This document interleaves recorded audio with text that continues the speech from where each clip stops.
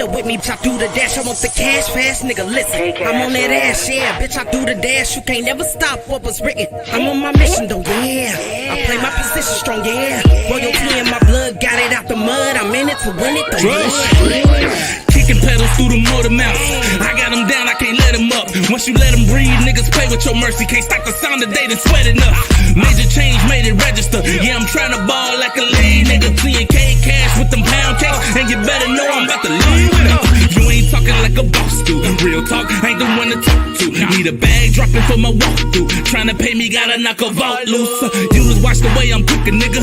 Now I'm dripping in that old juice. I can see them coming with their hands out. Gotta slide on them through the offshoot. Yeah, I'm all too familiar with niggas won't favor till it kill ya. I ain't only in it for the money, dawg, but a nigga gotta pay the bills up. Cause the pressure on accelerator, cause I'm trying to get the win.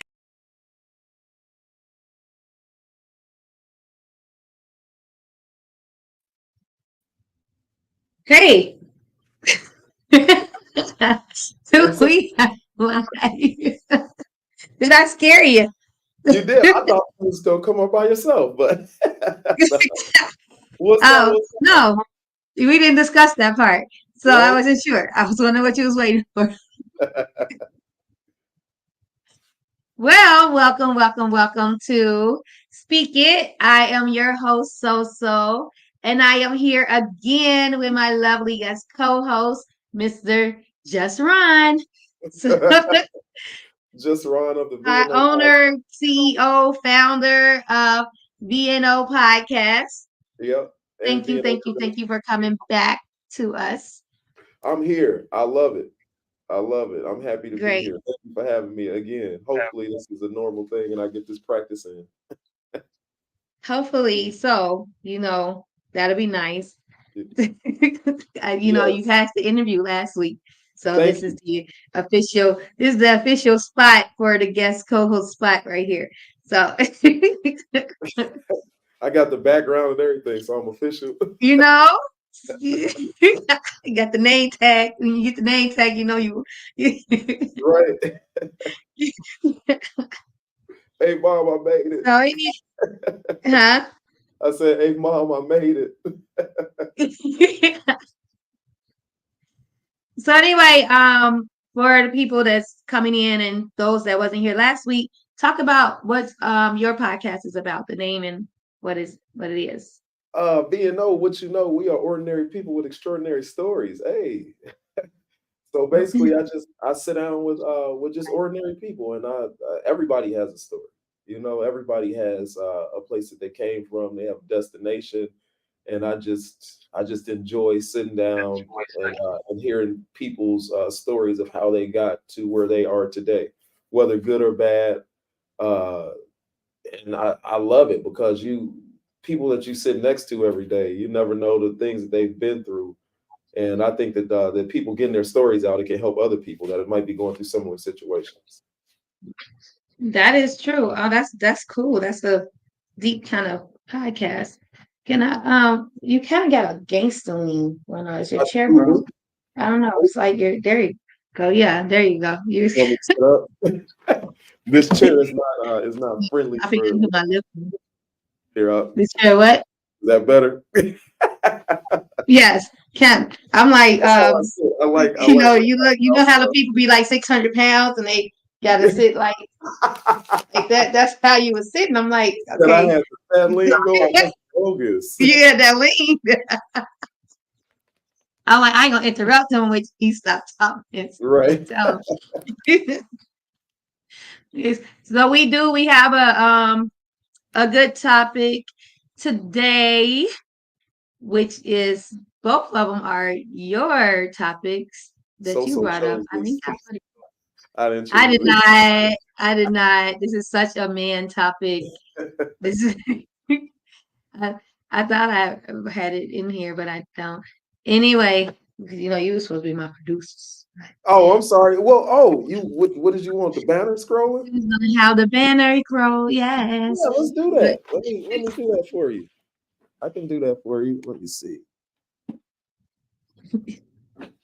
You go ahead and bring them in, and I'll get the banner going for you.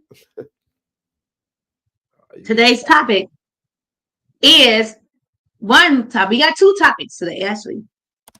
Both Ron topics, both good topics. One leads to the other, for real. So the first one we're going to talk about is what is considered bad sex. Well, Ron just wanted us to say, for women to say what is considered bad sex from a man, right? Yeah. Or is Well, that what it I was? want to hear it. I mean, I kind of understand it from a woman's standpoint, but I want to hear it from a woman's point of view. Yeah. So then I had to add in, well, we want to know from a man's point of view. Because, I always ask this question too, like, okay, so women, I always want to what pleasures the man, because, women, we have like a hole that gets poked and we get that feeling because we have something in there, right? But Yeah. how do a man get that pleasure? Is it like the work of the woman or I don't know. But that's going to be like a question when you start to answer your question, because that's a question I always had. I always wonder how do the man, why is the man, how the man is pleasure. So what is considered bad sex to a woman from a man? One, I wouldn't always say size. Well, because I think like if you don't really see the penis, Mm-hmm. and he does a good, he know how to work it. Mm-hmm. Really know like the size of it. So I'm gonna get a little personal about a past because I'm very transparent on my podcasts. Okay. Okay. Some people usually can relate. Right. Um, I'm listening to you. and Give me so 1 second. I'm gonna step out the scene for a second. I'm listening to you. I'm not talking about you. So anyway, while I'm talking to the audience and Ron, where he just stepped out the scene, I don't feel like telling a story with you not sitting right there, Ron. I'm coming. Okay, so so my experience with a guy who had a small penis, he had a great tongue. Okay, so with the great tongue, it helped me to get. So when he had the great come, he came up and we had sex, and he worked it pretty good, Yeah. until one day he asked me to do something for him, and I saw the size of it, and Well, you had it never was a seen turn. it before then. It was a turn off. I couldn't touch it. I couldn't look. I didn't even want to see him no more. Are you serious? Because I'm so serious, because I've never seen something so small on a black man. That's bad. All right. So it was a turn off. But the sex wasn't bad. It was just he should have never showed it to me. So So what's the problem then? the problem was it was a mental thing after that. Because it was like I didn't know what he was working with until I saw that what he was working with. So then once I realized what he was working with, it was like I didn't want it no more. It became a mental thing. So it was weird, but that's me. But what's considered bad sex to a woman is it could be if the man, it was a guy that had, guys can have big penises, but they don't know how to work it. Like they either go too fast, or they go too slow. Yeah. Or they come too fast, or they come too slow. Yeah. We be finished and they still going. Or it's just the fact of you can't feel it because it's too skinny. Yeah, so that's a thing for women is like you don't want to go past you busting a nut, or I mean, we can bust like 3 times, but after the 3rd time, I'm like, damn, what is it not good for you? You just ready for it? Why are you still going? I mean, 10 minutes, I'm finished. Like, I don't need all that 2 hours. So you don't need to please me that long. Like, I'm 40. Yeah. Okay. Yeah, So I feel you. Yeah, let's go watch TV or talk or like have a cup of coffee. Right. So, but yeah, so if it's like really if it's too skinny, we can't feel it. If it's like air, Right. or if you can't get us wet, that is one thing with dry sex. I mean, it's like, it's so uncomfortable. How you gonna It's blame like, me for it's, that? it's the guy gets the woman, keeps the woman moist. Yeah. If you can't keep me moist, then I hate that word. I do. I don't know why I just said it. It's so nasty. But if you can't keep a woman wet, then that's bad, because now we just having dry sex and it's like it's uncomfortable, you Mhm. know. And I'm too young for lube. I shouldn't have to use a lubricant No, you're for not. you. Yes, I am. I'm not going through Man, menopause. yeah, but like you So still, it's still I'm on work. I'm, I'm not on any medication where it causes me to dry out. Yeah. The man could be able to keep me wet during sex. If you can't keep me wet during sex, then they try to blame the woman, like, oh, she dry. No, you supposed to get me wet. Women It's not my fault. everything, G. Like you can't. How you gonna blame me for something your body did? How you go? It's your responsibility to keep me wet. So if you can't keep a woman wet, and it's you having dry sex, that's bad sex. The woman ain't gonna want to go back to you and have sex with you. If she can't feel it, if it's air, a bunch of air, and you're in me, and I'm just laying there like I don't even know that you're in me, Yeah. that's bad. Because sometimes the penis can be too skinny. Even if a woman have a tight vagina, even if I'm doing Kikos while Yeah. you're in me, and I still can't squeeze on it Yeah. because it's like a hot dog, Yeah. then that's bad.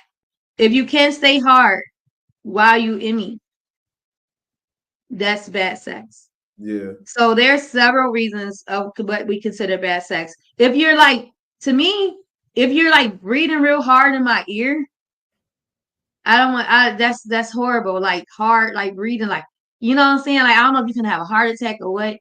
That I don't like that. That turns me off. That's bad. And then too, if you're talking too much, not that we're having a conversation during sex. That's Right. bad sex. Like, Okay. don't talk to For me, you. huh? For you. That's bad for you, For right? me, my preference as far as with bad sex, don't talk to me. You can say like little words like what, you know Said what I'm no. saying? Like, who's this, or call me daddy. But trying to have a whole conversation with me while Yeah. we're having, no, that's a turn off. Yeah. Don't breathe real hard, heavy breathing like that in my ear. And then yeah, if you can't get me wet, if I can't feel you, if you got to keep, I know you pull out sometimes so you keep them coming, that's cool. But if you're pulling out that you can't get hard again, you're out, what is it, erectile dysfunction or Yeah. something like that, Yeah. Yeah. when you just can't get up but you Yeah. trying, That's and yeah. then It you would try be to soft deep, or try, I know huh. from I know well, I was gonna say, or like I know from I guess I could say experience, like if you on round 2 or 3, you know what I'm saying? Like it's sometimes it might be a challenge, you know what I'm saying? Like it might be a challenge there, if you get bored, like cause you just Well, round 2 or 3, yeah, but I'm talking about round one. okay, yeah, Round round one, one. and you try to get hard by sticking your soft penis inside of me. Like, it's not gonna work. Well, I don't know how Just many get up at fellas this are watching, but guys, can you chime in with me and tell her what you need to do to get point. it? just put it in your mouth. And then if that don't work, it's like something's going on. You should just be hard just by, laying next to me. Like, it shouldn't take much. It shouldn't take much. Oh, So, if you say, if I'm laying next to you and you're not hard, then it's no point of us even. I mean, you're not even sexually attracted to me. yeah. So, Well, not necessarily. Not necessarily. necessarily. I bring a whole like I'm trying to be able to talk freely. I'm in the studio right now. I think I got people next door. Hopefully they can hear me. I don't even give a Oh damn. well, you grown. Uh I don't think I've opened up to you. I've come to you with a whole new realm See, of, somebody said true, so. of I'm sorry. Go ahead. somebody I like when lying. people agree with me. That's Wandy, pretty brown eyes. She said true, so. Okay. That's right. Uh I'll describe myself as a sapiosexual. Uh I heard it. Don't know what it is. I'm attracted to conversation, intellect, and I'll share just personal experiences. Like I didn't notice about myself before. I thought something was wrong with me, but I literally uh, through talking, just or like this, I've been turned off by women in conversation. Like she could be bad, and I'm talking to you, and you're not getting my attention, and I could be turned off by you. So I remember I was in a strip club one time, and I mean, she was a stripper, you know what I'm saying? So like she talking and she was like, "So what you do today?" And I'm like, "Oh, whatever." Like, and then she said 5 minutes go by, the song play. Now she didn't work me into the second song. Now I'm thinking about how I owe $60 instead of 30 now. And so she was like, "So what did you do today?" And then she reached down for me and she was like, "I bet you, I bet it's hard." And I was like, "It's hard." No, it's not. It's not, because I'm your conversation ain't doing it for me. So I'm different like that. I'm sure it's a lot of people, a lot of guys will probably tell you that. I think you get to a I certain heard that before. And yeah. actually, I didn't know that was a thing. But I get unturned off. That is my word today. You said I get unturned unturned off. off. That means I'm turned on, right? I'm unturned off. I'm using that. I'm I using just, that. Dang, girl, you got me I was unturned trying to off. say distracted and turned off at the same time. Right. I'm unturned off. Oh boy, I'm so unturned off. So But I'm I'm turned off by people that can't have conversations either. Like yeah, when I'm talking to you, and it's like I'm the only one. Like if I gotta like dig for a conversation, or I gotta like I'm the only one having the conversation, and it's just like there's no point of us even trying to go anywhere else if we can't even get past conversation. Like I don't even yeah. want to talk to you no more. Or if we having conversation, I'm super bored, like bored. I just literally was talking to a guy on the phone, and he was talking to me about the sun and like the beams and another higher power. And this is our first conversation. Okay. And asked me like, when you look up to the sky and you see the beams, what kind of beams you see on the sun or something. I said, my eyes are so sensitive to light, I can't look up to the sky. I have shades on. So I don't see beams. End the conversation. This is the conversation. I was so bored with the conversation when I got off the phone. I had to call somebody to have a fun conversation. Oh my God. That's So Are you like are you like the type of woman that you waiting, like you have to be led into like things by the man, so like you couldn't throw out a new subject or like try to talk to him about something else? I did, but it was like I think I have really bad selective hearing. Okay. So I stopped listening for a while. And then when I noticed that it gets quiet, I'm like, oh shoot, he must be waiting for an answer for something. And so I was like, I didn't hear the last thing you said. Yeah. And so he went back and started talking again. And so then I just made an excuse to get off the phone, because it was Really? like not even a reason to change the subject at this point, because like you just bored me so badly with the conversation that I don't want to talk to you no more. So then he texted me and was like, "Yeah, I really enjoyed talking to you. Yeah. And I really hope we can talk again. Like I'm looking forward to talking more to you." Yeah. So my way of like not I'm great at ghosting. Yeah. That's what I did. Oh, that Okay. we got to talk about that on the next segment with the next question that we have. So today, let me throw it up there again, and I'll go and talk about again my experience with Bad sex. what's considered bad sex. Yeah. So my thing is this: like I've been with women that have dried up before, and it's like I think that's bad for me. Since we're generalizing, I'll say men. It's bad for men. You dried up. You don't. Women that I think most men want a freak. Like they want somebody that's gonna do all the little nasty things. So if you go in there talking about what you ain't gonna do, that can be a huge turnoff for men because somebody will.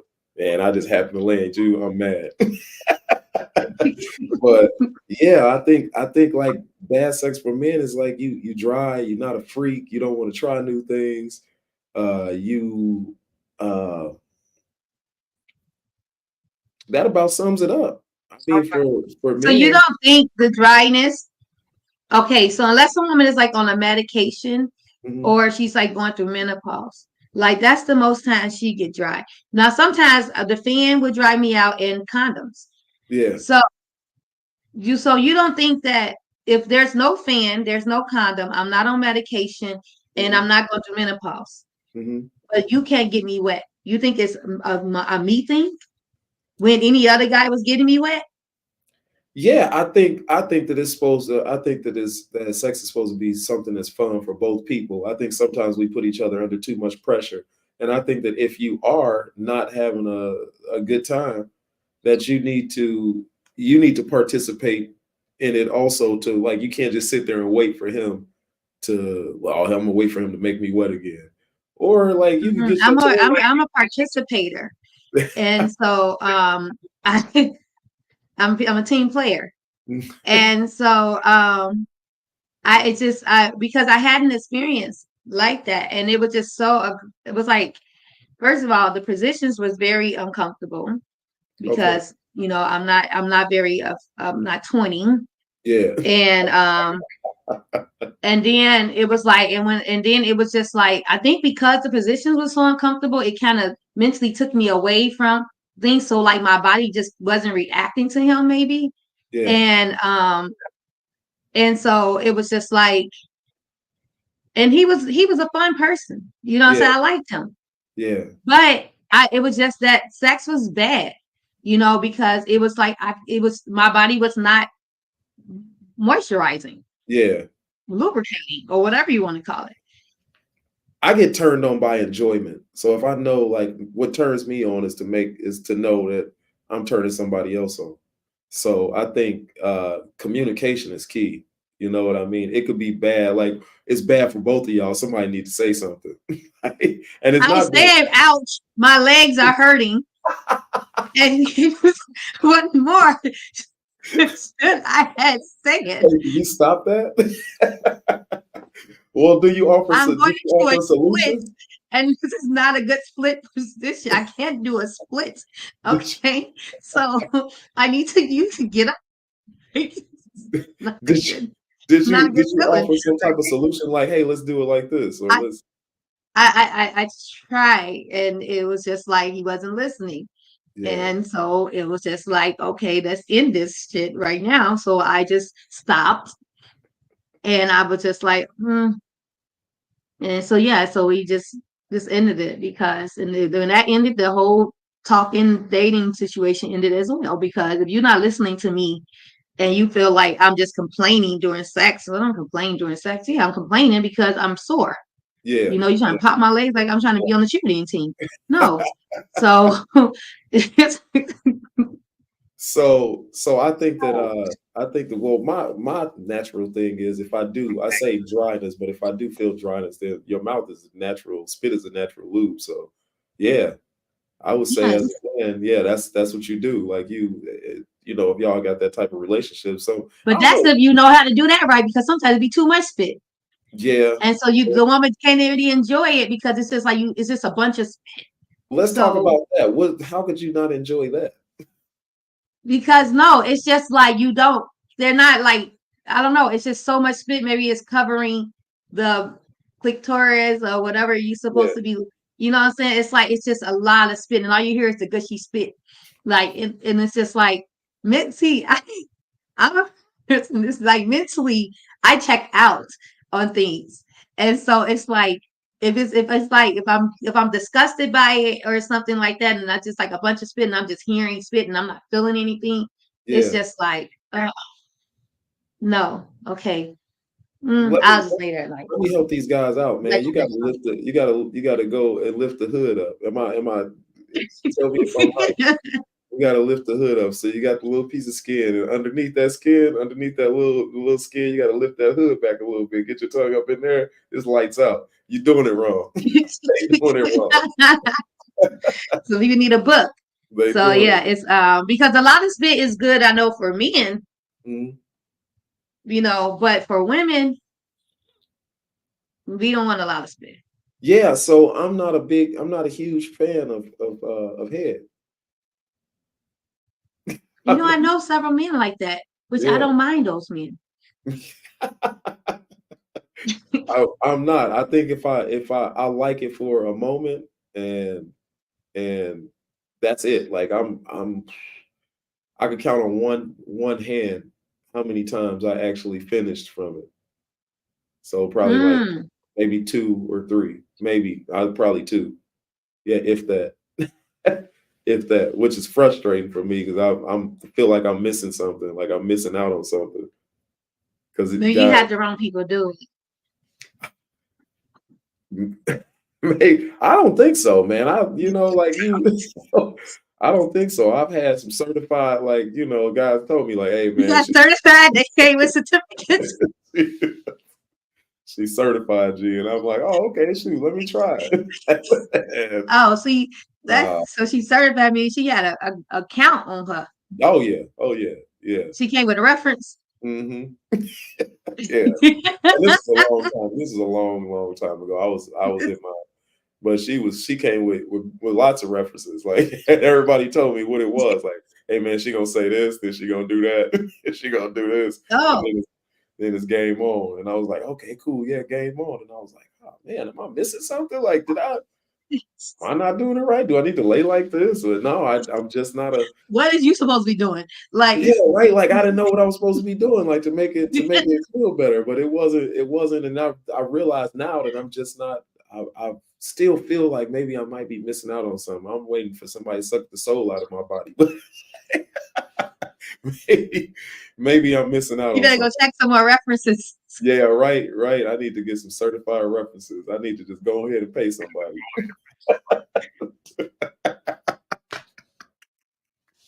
So why you look like that? I wasn't expecting you to say that. That's a thing. That's a thing. And man, if you want to talk about that, that is most certainly a thing with guys. And there's reasons They behind pay it. for head. Well, for anything. Anything sexual. Oh, Yeah. Yeah, for anything. It's a reason why that's an age-old profession. It's still around. But yeah. When you need your car fixed, you go to a professional. So, that's the thing. I need some help here, fellas. Like, I know I'm not the only one to know about this.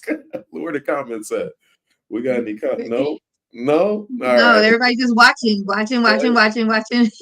They like, look, I ain't touching this. Like, Y'all got me out here, man. I need somebody. they said we are not touching this. We only person that said that agreed was Bondi. Everybody Right. else like we watching. We got a lot of people watching. Somebody said, But what's the topic? Lorenzo, he said, what's the topic? Hey, Oh, what's up, Lorenzo? Oh, the topic is what's considered bad sex. We're almost gonna move on from it, but what do you consider bad sex, Lorenzo? yeah. Then Paris, my niece. Hey, Paris. She said, what happened? Oh, nothing, Paris. Nothing. Niece. SoSo just looked at me with just the most disgusting look because I said, like, it won't be bad if you pay for it, y'all. Like, somebody chime in with me. Like, it's the reason. So, Lorenzo, do you believe that men pay, most men will pay for a good head, a good blowjob? That to help him out. If you can help. Man, my toxic side is about to come out. So I got a whole new perspective on paying for it. And basically the perspective is you don't pay them to stay, you pay them to leave. Oh, is that what it is? Yeah. After they do it. Yeah. I mean, or you pay for them not to, what you were talking about last episode, the attachment. He Woman said that lays there like the women that lays there like a beach whale and bad, doesn't participate. Oh, that's bad sex. bad. That's why you got to get you a 7. You get you a 7. 7 to put in work. You get you an 8 to 10, they might not. Um, um, They might not. They but might. sometimes if now Lorenzo, sometimes if she has a nice vagina, Mm-hmm. sometimes she have the right to lay there and it still be good. Mm-hmm. Sometimes I like to be in a lazy sex position when I'm Really? tired and you want it and I don't, and I just want to please you, Yeah. and I'll tell you like there's gonna be some lazy sex, but meaning that you can do all you need to do, but I'm just right now I'm tired, babe, and I want you to get what you need to get and come on, but don't really. It's gonna be a little lazy, I'm and different. then eventually I might start participating, but it's gonna start lazy. Really, I can't participate in that. I can't. I can't. I can't. I just can't get. I can't get I mean, down it's with not like I'm falling asleep or I'm dead. It's just that, like, it. I can't. I cannot get down with that. Who is this to say I like to give at the same time? this is Wani, pretty round eyes. What she say? I like to get. Oh, she like the 69. Oh, 69. All right, Wani. now Dang, that that's I didn't know I could get that's a down with long that. time. Yeah, I could get down with that. It's just something People about still having do a that. woman's, huh? People still do that. Yeah. Oh, yeah. People still come on. It's something about I don't know. It's a turn on for me to have all of that in my face. It just is. You know what? It's just like because I don't think that I give my. Oh, my mama not watching this, is she? I don't think that I give You that I already give too my deep best. in. You probably should have checked that about 10 minutes ago. It's true. I don't think I give my best performance in a 69 because like especially if he's good at what he does, Mhm. it's like I can't really give my best performance when he's giving his best performance. Mm, So I'd rather you give your best performance and then I give my best performance, okay. because I feel like I'm cheating him Yeah. out of it, Yeah. in a 69. That sound like a cop out. You say what? I'm sure that whoever's there don't feel cheated. I don't think I don't know. I just feel like I'm, it's not I my feel like best. It's I'm not my best cheating work. like this, so you just do me. Like, no, it's just like, okay, I will do you after you do me, or I'll do you before you do me. We take turns because I just feel like I'm not giving my best when I'm not giving my best when in a 69. I just don't feel like it because I think I'm enjoying you way more than me focusing on you, you know what I'm saying, giving you the enjoyment. I mean, I do it, but it's just like it's not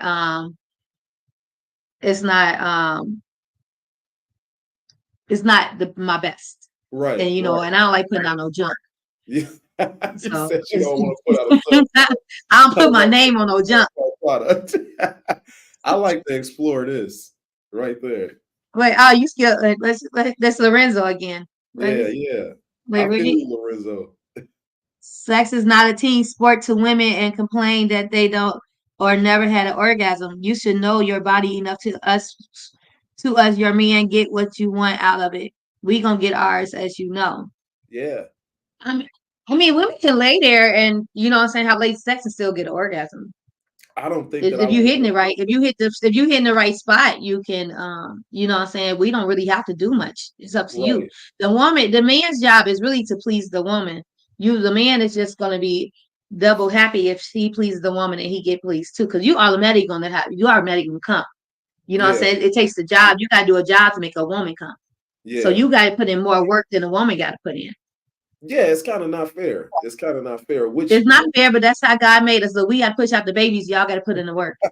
So that's which you know what? That kind of goes to like, I always just to explore this topic, like I kind of feel bad for women because like men pick up he said that's selfish. For real. For real. For real. That's Lorenzo. That I is feel not bad. selfish, but it's not my rule. It's not. It's just how it is. we can't come. It's like just as like, okay, sensitive subject. When a man rape a woman, he gets off. You know Yeah. what I'm saying? Automatically, the woman ain't got to participate. She's scared. She's fearful. She's, you know what I'm saying? She checks out, Yeah. but he still comes. Yeah. You know what I'm saying? Yeah. So, but if a woman is in bed with a man consensually, Yeah. he got to put in a lot of work for her too, because a woman don't just come. You know, some women can say that they never really had an orgasm, and sometimes I don't always have an orgasm. You know what I'm saying? The sex can be really good. It's just that maybe he's just not hitting that spot, and you know what I'm saying, where it's like I done came. Yeah. He made me come. The sex is great. I'm participating. He's participating. We're doing everything, but it still takes a minute for me to come or whatever. So it takes the right guy to make me come, to make me squirt. You know, so it's like it's seriously. Yeah. And so it's like it's not really, it's the man has to put in the work and be able to hit the right spots on a woman, the G spot, so they say, on a woman to make her come. Yeah. So it's not selfish, Lorenzo. It's selfish for y'all to not make a woman come. It's selfish that you all have not learned to make a woman come. I think I've walked away from sex satisfied and having came. You say what? I've walked away from sex satisfied and I hadn't come. Like I've had sex a couple times and didn't come. Really? Yeah. Yeah. You got a Did you different get like code. You got a different type of code. Because I like if she don't get to hers, like it doesn't satisfy me. Oh yeah. Yeah, I'm just not satisfied. But that's not cool though, because I had a guy tell me that, well, so no, you get yours, because I'm still happy. I'm still pleased with it. It's not like you did a bad job. It's just that my body just didn't, you know what I'm saying, get there yet. You know what I'm saying? Maybe I need a little more time with you, you know. Yeah, but I don't take that. Like I'm putting in work. I'm putting in work. And I think that's selfish for you not to come because I didn't. Really? I don't like. I think it's good for everybody too. I don't like to like. I don't know, man. I just don't like to. I don't like to have sex with like a woman later, and then she like. I don't know. It feel like somebody. So see, how we fake it. Huh? Oops. You said that's why y'all fake it. Look, I don't play that game either. I can tell all of that. You ain't about to be contracted 3 times and then screaming. Because if a woman is super wet, sometimes you probably can't even fully tell but she's already super wet. So when she starts to vibrate. Why fake it though? So that you can come, because we be tired. That just hurt my heart. I can't vibe with that. I never take it too long. I be telling them, don't be like that. We just won't come. Neither one of us did. We just go somewhere and lay down. Yeah, that's what I wouldn't want. And that's so if you put that in my head the first time if we was to have sex and you told me that, the next time we have sex, I would act like I came. So you can come. I've had sex. I love round 2 and 3. Leftovers are great. That's word. Is that Lorenzo? Lorenzo. That's Lorenzo.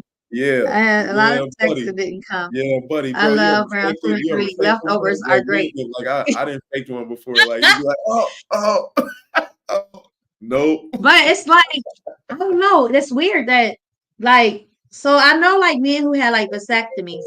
Yeah. Like they don't fully always come, and they last longer. They can control when they come or not. I've had a little bit more. You had a vasectomy? Yeah. I'm fixed. You know what? Do you know that's a requirement to date me? Are you serious? I'm very serious. Really? You know, I don't want no man trying to make me have a baby or make me get my tubes tied. Really? So a requirement to date me is to have a vasectomy. Wow. You know, it's not men that have had vasectomies. Yeah, it's. I mean, it takes the pressure off. It definitely takes takes the pressure off for men, because I got, I was married for 20 years, and so I got you told me. Yeah, I got tired of that phone call. that I'm pregnant phone call. So I was young when I got a vasectomy. I got 3 kids, and so like I got to the point where I was like, well, it's only 3 seats in the back of the car, and I'm not getting a minivan, so let me go ahead and do this. So yeah, I went and got it done, and honestly, there is no difference to me. Yeah, it's like what Wandy said. Wow, He said, I what don't when I said it believe was a in requirement to date mutilation. me for the vasectomy. It is like for real. I promise you, no lie. And I've been meeting guys with vasectomies, so it's not even that hard no more. A lot of more guys are getting vasectomies now, and so because one, I don't really think I can have a baby, and if I do, I think if I get pregnant, it won't last. I Yeah, don't know if I can carry, and I don't want to put myself through that to see. right, You know what I'm right, saying? So, right. but I don't want to go through surgery and having to have a scar on my stomach and everything either, and have Yeah, all that pain when it's a little more easier for a man to get slit, pulled out, zip back up, heal for 2 weeks, recover for 2 weeks, and then boom, you know? fellas, let me put you on to something, man. If you want to do this, go to the No Needle, No Scalpel vasectomy clinics of Chicago. And Oh, there you go. Put that information in the comments. Let's. he told me I could go back to work. Like I just had a buddy, I told him about it. And I said, bro, go to this clinic. He said, oh man, I'm gonna just try over here. And he was out of commission for a couple days. And I literally went in and came out and I was ready after that day. I mean, I was fine. It was no needle, no scalpel. Oh, Yeah. Yeah. oh, that's even One of better. the best things I ever done in my life. That's even better. See, you ain't even got to worry about getting snipped. What Yeah. am I say? I don't believe in In mutilation. mutilation. Mutilation. That's not mutilation. It's parts of But me you want that to keep it Lorenzo. hey, look, I tell you what, man. That, like I said, that was one of the best things I did in my life because we was using protection and all kinds of stuff, and it was like, you wonder, and it kind of took all of the anxiety away from it, took it out of it. So I was able Yeah. to have a good time. Yeah, it's a blessing to have a vasectomy. Yeah. It's I'm shooting clubs up with blanks. Man, you ain't got to worry about if you accident. You ain't got to worry about no plan Bs. Yeah, And like save your money, them $60 plan Bs. None of that. It's none of that. Ain't no it's game. none of that. Practice. Yeah, it's the best thing that ever happened to me, and Yeah. that dates me. So it's like Jonathan Hood. Hey, Jonathan. Is that the Jonathan Hood? That's the Jonathan Hood. Shut up, man, bro. What? He said, "Damn, so Jonathan, you ain't got no J Hood. You telling me you don't have a vasectomy out loud on the podcast? Tell me you ain't got no vasectomy." Who don't have one? Tell me, J Hood. J Hood. You ain't had no vasectomy, Jonathan Hood. You telling me you still out there making babies? J Hood, man, you got me fanning out, bro. I used to listen to you all the time on ESPN radio, man. Matter of fact, it's funny that he chimed in because that's where I heard the commercial at. I literally heard that commercial on ESPN radio, and that's how I found the vasectomy clinics of Chicago. For real? So you got the commercial on your station. Yes. And you ain't gonna get it.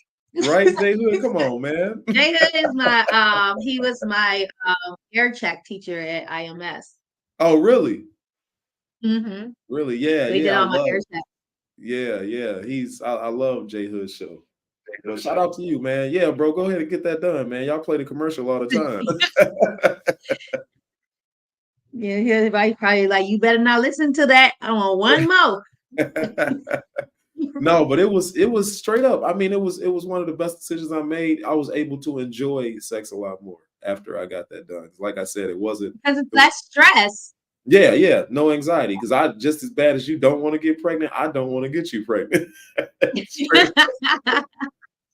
So it's like that makes great sex. Yeah. Vasectomies make great sex because you have nothing to think about. Yeah. But great sex. Yes, that's There it. you go, I man. flip this over and turn it We around. solved your problem. Right. We solved the problem. Right. And when I get Any close, other always tune in to speak it to get your problem solved. yeah.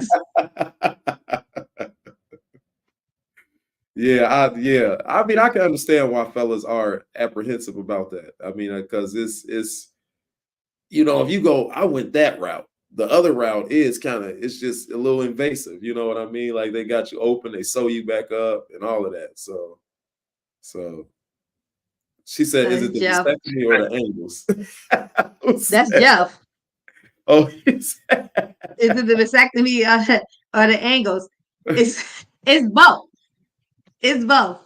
But the vasectomy starts it off to get to the angles. Because when you're at the angle, you got to be a little careful because the angle might make you have pre-cum.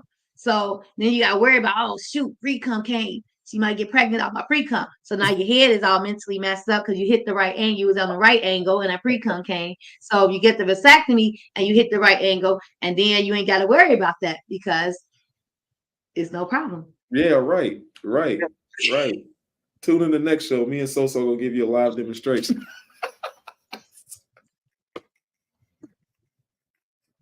With blow-up dolls. Here come Rodney.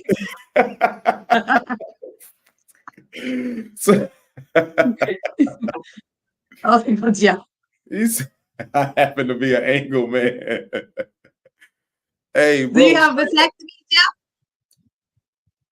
No, he does not. No. Did you go with Ron to get the vasectomy? Y'all got double vasectomies? Jeff was probably like 12 when I got my vasectomy. Oh, okay. Well, you should have started young. Yeah, he was about 12 when I went and did it. What was I? I was about 20. I was 20. Let me see. I had to be about 26. Yeah, 20, if that old, 25, 26, something like that. I got it when I was young. Nice. So you been young. Also, you definitely know you can't. It ain't even no. Let me wait a month or two to make sure it works. You years. They ain't at 20 years in. Yeah. I've been practicing for a long time. Ain't no game. Like I said, it's just straight practice. I've been. It's definitely What do you say? This man about to shoot some hard out here. Damn, Ella. I guess I was a young lad when you got fixed. Jeff, go get you a vasectomy. I'm telling you, it's the best thing that's ever gonna happen to you in the sexual world. All right, it's If but you know what? Some cats might still want kids. They still maybe not with if you don't want kids and your woman don't want kids, don't try to convince her to get her tubes tied or get on birth control. That's more unsafe for her. She can get an infection. She can have a reaction to it. And then birth control is cancerous, it's hormonal, it's blood clots. A lot of issues for women to prevent themselves from having babies than it is for a man to prevent himself from having babies. So I think then I'll be trying to explain that to men, before I made it a requirement. I would talk to guys about it and they would be so adamant against it and be like, no, get birth control, this, that. I'm like, but do you not hear what I'm saying medically for women? When you could just go snap, boom, back to normal. Right. So then I was like, you know what? F this. If you don't have a vasectomy, you can't date me. Vasectomy, date me. You trying to get that club shot up? That's why. So I shouldn't have to swallow your kids. Let's explore that. Should just be. What is that? I shouldn't have to swallow your kids. They should just not be there. Okay. Do women? I think is that a thing for women? Like, do women like? I think women get off on men like coming inside of them. I don't even be knowing when a man come inside of me until I say you came, and they be like, yeah. I'm like, So you out here having boring sex. No, not at all. It's just that's the thing I don't worry about anymore. I don't have to worry about that anymore. No, I'm asking if it's a thing for women because I've had women that wanted to they like it inside of them. They like The feeling of it inside of them. I already it inside of me than on me. Really? It's yeah. You could tell you could, you know. See, and so that's what. So you want to know? He said, "Well, okay, so Yeah. you never explored the side of you like it's. I mean, it's some real freaks out there, man. And they want it on their face. They want it, you know what I mean? Which I don't understand. But hey, who am I to argue with you? Because it's great protein, so protein is good for the skin. I'm okay without having kids, but I'll give her one. But after that, okay, so you don't have any kids right now. That's Yeah. why you okay. So you don't need a vasectomy right now. At least have two. Wait, do you have kids? My boy's eyes like, huh? Oh, he's talking about you. So, Your yeah. eyes. Because he said, I don't like it on me. Because there's some dudes like I don't. It's like it's sticky and stuff, you know. And then like I gotta wait for you to give me a nice warm towel. And sometimes y'all bring me them cold towels. So like, and if I get up, it's gonna slide down on me. You know, it's just like no, it's already. the That's why you man need a giving you a towel? Huh? I said the man giving you a towel. Look, if you serve it up right, then you getting up and getting that towel. If I'm serving it up right, then you gonna get up and get the towel. He gets up and he gets the towel because he put it on me. If it's come on me or if it's in me, you're gonna give me a towel. Really? Yeah. The man gets the woman the towel. Hmm. Embrace the sticky. Jeff, you're nasty. We got two. We embrace the sticky. We got two different experiences. Should I talk about this? We don't might as well. We went way deep into this damn conversation. I've gotten a whole new outlook on sex, and part of it is because coming out of this marriage, I explored what's known as the lifestyle, and we kind of hit on that last week. And he said, "I know you better speak on it, bro." Yeah, it's like my mind was open. My mind was open, and I'm happy that it was an exploration for me. Boy, we about to get real nasty. Let me. Your mind was open. It was inspiration for you. Do you know what I'm talking about when I say that? You say your mind was open? Yeah, so I explored the lifestyle. Of orgies? Something porn, like that. Yeah, threesomes. What lifestyle is this? So there's it's fetishes and stuff like that. So like it's like basically what I was doing was it's cats that really they want you to come. They want you to I don't even know a better way to say it. They want you to fuck their wives. Oh, okay, swingers. Yeah. Type. Yeah. Like Puff Daddy did with Cassie, hired the prostitutes, right? Yeah, something like that. Except I was the prostitute, so so but you start he said let's go. So exploring that, you start. I just opened it. I couldn't open it. I'm not gonna lie. Like, how do I say this, man? It opened up my mind to like a whole new level of enjoyment, like to a certain extent where I wasn't. For me, it was strictly business. I was going in there on business, and it was basically about me getting pleasure. And so, yeah, I was. But you start realizing that it's a lot of freaky ass women out there, man. They want you to bust on their face. They want you to bust on their back. They want you to do. Hold on, I skipped all that. You was a male prostitute. You was an escort. Not necessarily. Not necessarily. I wasn't necessarily a male prostitute. No, why are you? You have a pimp?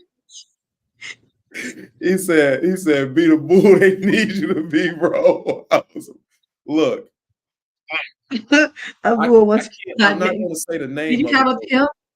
Huh? Like this? No, I did not have a pimp. No. No, but it was a whole new level of it opened my mind. Look at I see people coming in now. Now I can't talk about it no more. Yeah. But it opened up my mind because I was angry because I was like, women, they just think they offering something and you not offering anything. They think, it's almost like these women had a power over me. But like exploring that side, man, you realize that, hey, they want this. Like you start seeing women like they begging for it. They trying to make it happen. And who am I to deny you what you need? What you want? But it's a different kind. That's a different kind of sex. That was a different kind of sex for me because I had a job to do. And So so was it good sex or bad sex? it was it was good, but a different type of good. It was So it's a good because you was getting paid for it. no, I wasn't getting paid. No, I wasn't getting paid. The payoff was Unless you seeing was a you slump. prostitute. Seeing you Oh, I thought you were hired. No, I mean, no, not necessarily. No, not hired like that. But basically, you come in and you give it like I went to a party and the party was basically like it catered to women. So you see all these and all the men were handpicked. They So was this before or after the vasectomy? this was well after. This was Yeah. not too far, not that Last year. long. Yeah, within the last year is when I Oh, explored. so this is not like the Rocky Long Cops was out here late. Somebody you served up 3 pieces extra biscuits and honey. Who is that? That's your cousin. Look, it was an experience. I took this and actually I started looking at sex different too because uh I was like when I first started doing it, I was like, how could this dude just let me fuck his wife like this? Like I like it's like just he was, like how could you watch that? But it gave me a whole new level of respect for real intimacy.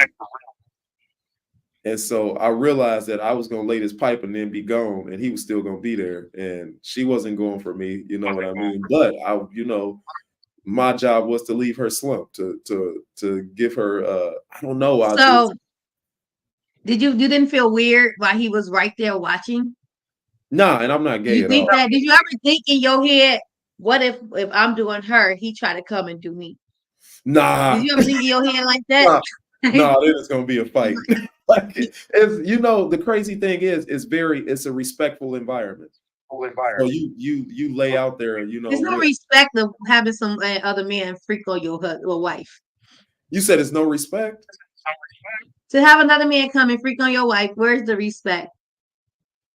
She wanted it. She wanted it because sometimes she don't. Sometimes she's afraid of her husband, or sometimes she thinking that's how she gonna keep her husband. Nah, these motherfuckers wanted it.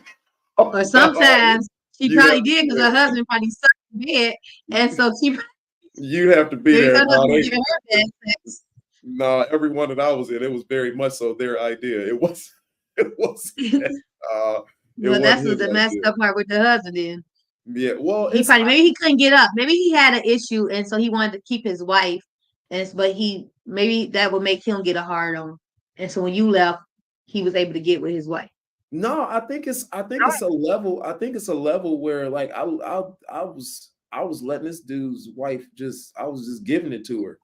And I looked up and I saw him and he was just looking her in her face with just like this bliss in his eye.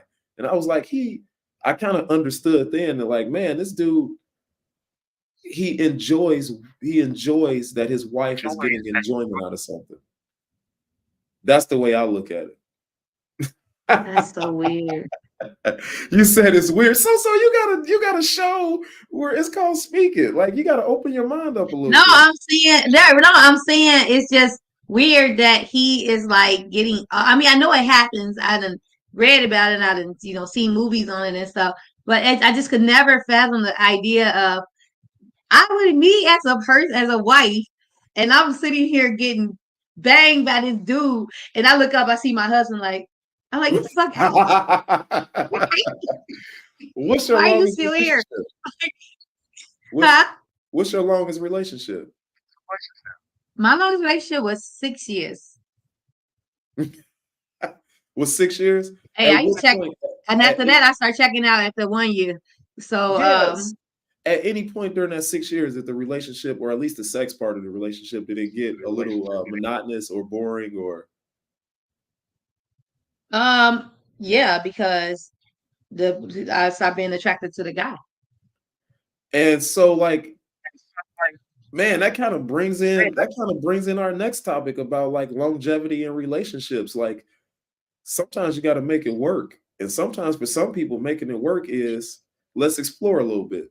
You know what I'm saying? Let's explore and see what this is. Because I mean, look, I tell you what, man, that shit was great. Like, not look. I walked into a room, and it wasn't. It was an old dude. It was an old dude in there, and he had a very attractive young. I think it was his wife or girlfriend or something like that. I think it was his wife. And so she's, you kind of get to know people. We all know what we there for, but like you still talking, and it don't have to be like weird.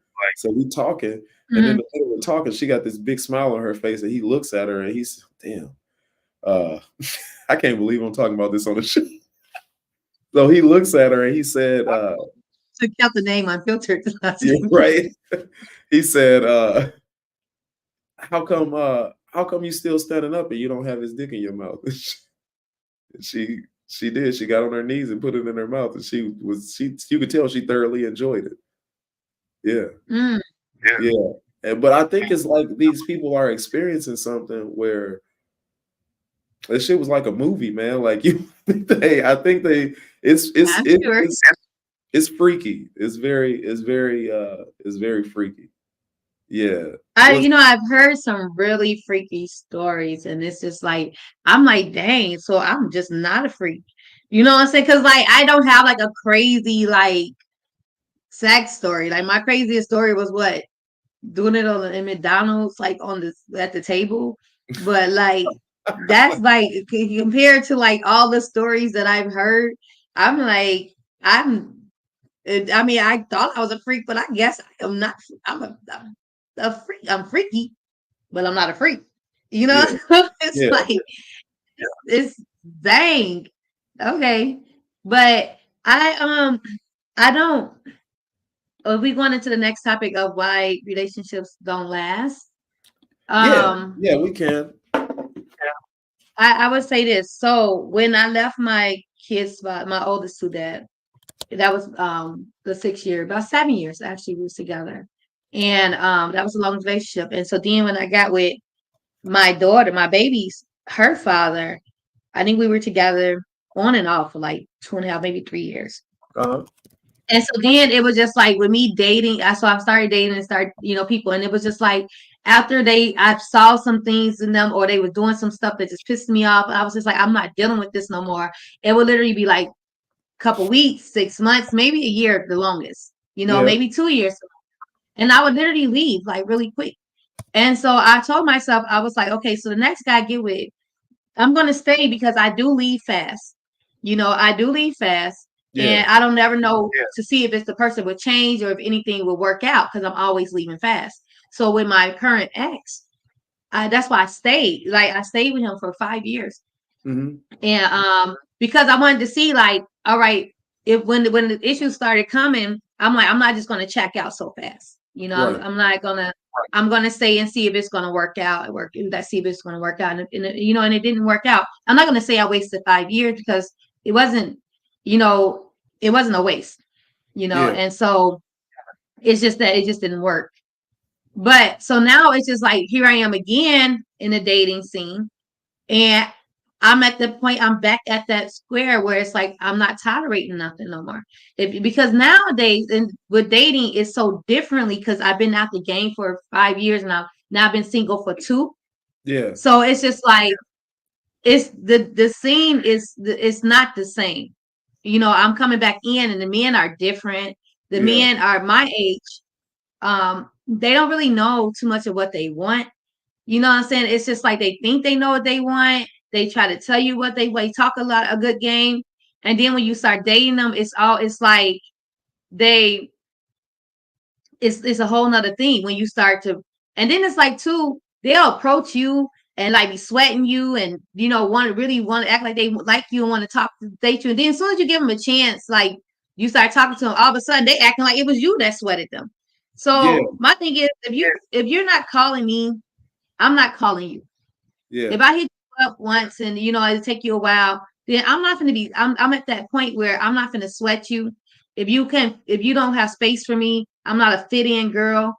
I'm busy too, but you make time for who and what you want to make time for. And if you can't make time for me or make space for me, then, and that's what I've been running into lately. And this is why I used to date older. Like my ex was 16 years older than me. 16? Mine now is older than me. Yeah. And so because the guys my age, that's why you worry about cats like, hey man, I'll be hard in a second here. Let me give me. No, he had no issues. And then like, I'm dating, he's like 11 years older than me. And so it's like, and I was dating somebody that was 4 years older than me. And and then I was dating somebody that was 3 years older than me. And then I was dating somebody that was a year older than me. And it's just like those guys that was 3 years, 4 years, 1 year older, they don't really exactly know what they want, even when they saying what they want. Their actions aren't speaking up to their, their words. And I ain't got time for it. So I'm at the point now, it's like I said, I'm gonna treat you how you're treating me. I'm not gonna pour so much into you, and you're not, not pouring that much into me. So I think with new relationships or people trying to start relationships, is because people aren't having true conversations in the beginning. And I think I spoke on something like this last week, when one person is saying one thing and the other person is hearing another thing. And so they're going into with different intentions, or some people don't have no intentions with people, or nobody asks the person, what are your intentions? They just go in and they automatically they know the person's intention, and they don't. So when those conversations aren't had at the beginning of dating, and you go into a relationship not really knowing what the person really want, or who they really are, or their intentions with you, or their triggers, or just those hard questions, what they call it, beneath the surface, then that's where you're going to fail in your relationship, because that communication wasn't there in the beginning. I agree with you somewhat. I think that there's a communication barrier sometimes between men and women, because you can tell a woman like, hey, I'm not really looking for a relationship. She's like, oh yeah, I'm good, I'm cool with that. And then you lay that hammer down, and now all of a sudden, like you said last week, now we in a relationship. Now everything else went out the window. My boy. You want to talk about me because I told you. I told you. But like you said, now I'm on Facebook, you dragging me. I ain't shit. I think there's a barrier there. I think even if people wait to have sex, I still think like sometimes, I won't just put it on women, sometimes people hear what they want to hear. And then I also think that relationships are failing because people they doing the SoSo. They don't, like, they not giving each other a chance. Like, you can't, like you saying, I'm not gonna call you, like, or if you, I think people are so hurt and traumatized. Like you said, I know what you're saying. I'm coming from a place of empathy because I understand what you're saying. You don't want to push yourself on somebody, and now you feel like you sweat them, and then it's even worse if they give you that energy back, like you are sweating. Right. Like, I'm not sweating you. I'm trying to have a relationship. And if you find somebody like that, you approach me. You kept approaching me. You approached me every time you saw me, and then I finally give you a chance, and it's just like now you acting like I wanted you so bad. You know what I'm saying? It's like, you got me now. You think you got me now? We are still at the dating stage, and you acting, you know what I'm saying, like this, which is opening my eyes. So okay, you somebody I don't want to be with. It's this power struggle in relationships. I think it's a power struggle where you got everybody want to be in control. You know what I mean? And I think a true relationship, you just need to lose control. Somebody love hurts. I said it. I've said this before. Love, and if you looking to not get hurt, then don't love, because love comes with hurt. It just comes with hurt. Just get that in your brain, and then let loose and have a great relationship. And even if you love this person and everything was fine, somebody gonna die. Like somebody gonna be left. You know what I'm saying? Like it you can't it's true. hurt out of love. You know what I mean? You just can't. You can't take it out. And I think people they're nowadays they so into guarding themselves that they won't love. That they guard themselves so much. Like, I just say, man, look, it's gonna hurt. So let me just go ahead and put myself out there. And boy, it has hurt. You know, it has hurt. And I've been in, I don't know if it's a trauma response, but coming out of this marriage, I'm still not fully divorced yet. I'm still like in these stages. Oh yeah, stages. Yeah, but I jumped into a lot of, I don't even want to call them relationships. It was situations where I sometimes like I got sucked into a relationship, but I still did not guard my heart. You know what I mean? I think people are so into guarding their hearts nowadays that they won't allow their hearts to love because they don't want to be hurt. You know what I mean? Like, man, I think if it's just like when you go to the doctor and you get a shot. You know what I mean? You're going to get the shot, bro. Just get it in your head that you're getting it. And never texted me. Yeah, huh? You said, and straight up, I got it in my head that I'm going in here. And it wasn't as bad because I had it in my head that I'm going in here. They about to go up in me and up me. And once I had it in my head, it wasn't that bad. And I think we need to realize that when you get into a relationship, hey man, freely love and don't forget about this power struggle. I don't know. It just doesn't make for pure love. I love pure love where there is no power struggle. You know, it ain't no, well, you didn't do this, or we going tit for tat. And I think you see so much of that in relationships nowadays that, you know, well, he went and got my car washed, so I need to give him some pussy tonight, or he, you know, or she could, right? So I need to go and do this for her instead of like, you know, just loving for the sake of love. Right. And that's the thing, but see, that's the thing. Like, I honestly, when I was telling y'all last week, like, I really took time out to like work on me. And so I am healed. Well, not 100%, of course, but a lot of things as far as like insecurities and like jealousies and things like that. Like, I'm not that no more. Yeah. It's just that I am protecting myself. I am open to love, but when I see things that's kind of like a pattern with a person, you know, when I notice that I feel like I'm putting too much in and you're not equally putting in, or you're not even partially equally putting in with, you know, what I'm putting in. Yeah. Honestly, like, I'm a very busy person. Don't get me wrong. I'm very busy. And I said I wanted to date somebody that's pretty busy. So that way we don't have to be like, oh, you ain't got time for me, because I've been through that. But at the same time, even with being a busy person and dating another busy person, me and that busy person make time. You know what I'm saying? Okay, I'm off this day. I'm off at this time, this day. Let's see each other. No problem. I text you, text me back. You text me, I text you back.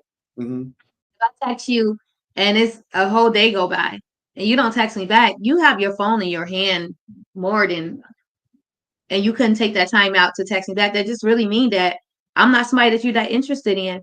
So you're not that busy where you can't even send a text say, hey, can I text you later, or I'll call you later, or hey, you know, I just got a break, so I just wanted to text you, let you know that, hey, I'm still in this meeting, or I'm still doing this, something, you know, even if it's the end of the night at like 11:58. Hey, I was busy all day. I'm so sorry I couldn't get back to your text, but I just wanted to know that I did see it. I just couldn't respond to it, but I'm free now. You probably sleep or whatever. If you're not, call me. Let me know that, you know what I'm saying, that you saw, if you acknowledged it, because I know you saw it. You know, and I'm not finna put myself in a position where I'm fighting for your attention. I'm begging for, I shouldn't have to ask you for attention. Especially when you got my attention, because not a lot of people get my attention. So if I give you my attention and now you want to take it for granted, and I see that, I'm gonna just, you know what I'm saying, leave it where it's at. Will I'm you not, communicate that? huh? Will you communicate that before you just leave? I see that's one thing I got to work on with me. I am a ghoster. And so, but it depends on the person too. So it also depends on how long we've been talking. So if we just started like talking, like I said, the boring guy on the phone or whatever, like I don't want to tell him he's boring. That's rude. So I would Yeah. rather just ignore him and not talk to him no more. I don't know if that's rude too, but I think more telling him he's boring is more rude than me just not talking to him no more. You have a choice, but I think that like you should give him a chance. Like I think Who? The that's why boring guy? relationships. Yeah, I think that's why relationships We don't don't work have anything in common. I would cheat. out. How long have you talked? How long have you been talking? I would cheat. I would cheat like I wouldn't cheat like sexually because I'm not having sex with this guy. I would cheat like time wise. Like I wouldn't give you as much time. I would find somebody else to give my time to because I like to laugh. Like I like to joke. I like Yeah. to. If none time in that conversation, that was our first conversation, and none time in that conversation did I laugh. Really? You didn't make me laugh. You were talking about the higher power and a galaxy. Yeah, when I feel like I want to be deep, but get to know me first. Yeah. You know what I'm saying? Yeah. And I did just recently talk to him because he's hit me up asking me to write a movie for him. And I had to tell him, I don't even know what the movie but to write. I'm not like, I said, do you have to really narrate this? There's no dialogue in here. The way he was explaining the movie, and I'm like, in my head, I'm like, oh God, this movie is no one's gonna watch this movie. You can pay me for it, but I can't guarantee you ratings. So and so it was just even that conversation of something that I love to do was boring. And so it's like it's not if we don't have it in common, I'm not even gonna waste my time trying to pull it out of you. You can be the best guy in the world to the person who's into what you're into. Right. I'm not into the sci-fi, you know what I'm saying, galaxy stuff like that. I tried, I can't. Yeah, I can't get into it. I didn't even like. I never liked science. Like I like chemistry, but I never liked earth science, and you know, I wasn't that girl. Yeah. I never watched Harry Potter and all that stuff. So it's just if it's not a match, there's not a match, and then that's why our relationships fail also because people be attracted physically to people, but they're not mentally matched, and so they go into relationships with nothing in common, and so they're butting heads. They're arguing, or she mad because he don't want to go watch Harry Potter, and he mad because she don't want to watch football. Well, you knew he didn't like science, and you knew she didn't like sports, but you got with her anyway, and now y'all arguing over because you don't want to share or you don't want to even get to know what I get to like what I like. Well, you had that conversation in the beginning, it would have been you wouldn't even got with this person. This is not your person. Yeah. So that's another reason why they fail. I think sometimes we look too deep into somebody being our person. I think sometimes like I don't know. Like coming from a standpoint, like with my marriage, my 20-year marriage was we were two very different people, you know, and you are your person. But I was willing to make it work. I mean, for the sake, because like who want to die alone? Like it's always, I think that's the thing. You would rather be in something unhappy than to die. You won't die alone, you got family. Yeah. You might die alone anyway. She might be at work and you die in the house. Yeah. You alone. Yeah. You know what I'm saying? That's gonna be dying alone. Yeah. It's like I might die in the car crash, and then I'm gonna be in the car by myself. I'm alone. You know, it's not the Notebook. I ain't gonna lay in bed together on hands and die at the same time. Right. So, I think happiness is a choice. I think like we are so intuitive nowadays that like I think we're looking for something that might possibly not be there. We're looking to be satisfied. And I think like you have to own your satisfaction. You have to own that I satisfy me. and I allow this person to satisfy me. I think we'd be looking to other human beings for too much, because this is a human. This is a human that has flaws. Even if I like everything about you, I'm gonna wake up one day because I'm human and just dislike you for no really good reason. That's just because, you know, I don't even like myself some days. You know, you wake up, you're like, ah, fuck, I'm so ugly. Like you, humans are so, you said not me. Humans are so fickle. I think sometimes we're looking for something, and even if you find that's something to be good for, what, 5 years? Until you morph into a new person, and now whatever it was before ain't doing it no more. This is why they have term life insurance, right? Oh my God. You have to renew after. Right. Yeah, so they can renew you. So then that's what we do. We be doing people like term life insurance. Like, oh, look like my policy expired. I'm 40 now. Look like I got to re-up. And you know what happens with term life? It costs more. The older you get, it costs more every time you right. Yes, it's gonna cost more. So but I don't feel like I feel like no one can really. Your happiness is up on you, like you said. Like, you have to be happy with yourself. You can't look for people to make you happy.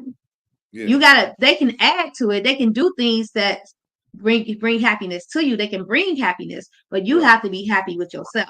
And a lot of people aren't happy with themselves. And a lot of people don't love themselves. That's why they tolerate a lot. This is why they stay in 20-year relationships. Yeah. And because they're so busy trying to love the other person. And I think I talked about this when I had a show on the Nightly Praise show on 102.3. Can you overly love somebody? And you can really overly love a person more, because you'll love them more than you love you. You know what I'm saying? You would literally, and I have done that. I love somebody so much I forgot to love me. You know what I'm saying? I stopped loving myself because I was so in love and overly loved this person who didn't he didn't stop loving him, which he shouldn't have. You know what I'm saying? Yeah. He shouldn't have stopped loving himself. Yeah. But I don't feel like you should give 100% of yourself to anybody. You know what I'm saying? You shouldn't want nobody to give 100% of themselves to you, because that means you're giving all of you to somebody and nothing to yourself. And that's where a lot of people go wrong too, because they're looking for that same love that they're giving that person. And because you chose to love this person way more than that person is loving you, that person can't afford to give all of what you're giving. Yeah, that's cool. But as far as attention, I'm big on communication. And so it's like, if we're not communicating, it's like it's no point. It's no point in us. If you can't communicate with me, if I'm an open book, I'm open. I don't expect you to be an open book, but I expect you to have some pages, to turn some pages in your book. You know what I'm saying? Like, so you can give me the beginning, some middle, or just go straight to the end, whatever. But open up. Yeah, I'm too open to be with somebody so closed in, and that was one of my kind of last relationships where, and I know with men, y'all hold y'all feelings in a lot and don't want to express y'all feelings sometimes, and think it's not okay, or think women are going to make y'all feel, women going to make y'all feel like a weak something if y'all express y'all feelings to us. But that's what I dealt with. And so it was like when my ex went through like a death or something, or he was sick, it was like I couldn't take care of him. I couldn't be there for him because he dealt with it alone. And I felt like, well, what's the point of me? You know what I'm saying? If those parts of you, the important parts where I should be there for you, you didn't allow me in. Do you not trust me with those feelings? It's how long were y'all together? 5 years. It's hard to trust a woman. It is, because we got sold. We got sold this story of sugar and spice and everything nice. And man, I'm not gonna lie. Like, and I'm overgeneralizing, because some women gonna be mad. I'm overgeneralizing, but some of the most evilest people I ever met were women. And I'm talking about, like, I can believe that. Yeah, I think men. I met some too. We have rules of engagement. If you say something crazy to me, more than likely, you know, we might fight about it. And you can't fight it like a man can't fight, not and still be noble, but you can't fight a woman about things that she's saying. I think sometimes men are afraid to open up. And I think it's rolled down to men have been so afraid to open up because women will use that against you. They'll say, yeah, that's what I said, which is so sad that when you do have a woman that's very empathetic, you know what I'm saying, that really care about you, that won't, because me and you held, I've been, you know what I'm saying, got used, you know, what I said to a man and it was thrown in my face. A guy I was recently dating, when I was telling him about my situation, the most of the time we talked, it was like my situation would come up. And I'm like, this, I don't want to talk about it all the time. You know, and then even after we started talking, it was like he kind of threw it in my face. You know? And it's like, so I understand where it will make you not want to open up to the next person, but which is not good for the next person because they're not that person. You know what I'm saying? And so when a woman is asking you, talk to me, you know what I'm saying, you know, just let me know what's going on. Let me help you. You know, if you lost your job and you don't want to tell me right away, you know, it's like because you think I'm gonna think something different of you. I'm not that person. Like I'm gonna try to help you figure it out. I'm not gonna be like, oh, you suck, you loser. You know what I'm saying? Like I've never lost a job before. And so I've lost a job before. Yeah. Huh? I was gonna say I don't think that men are afraid that women in that instant. Now some women will. I don't think they're afraid that in that instant that she'll dog him.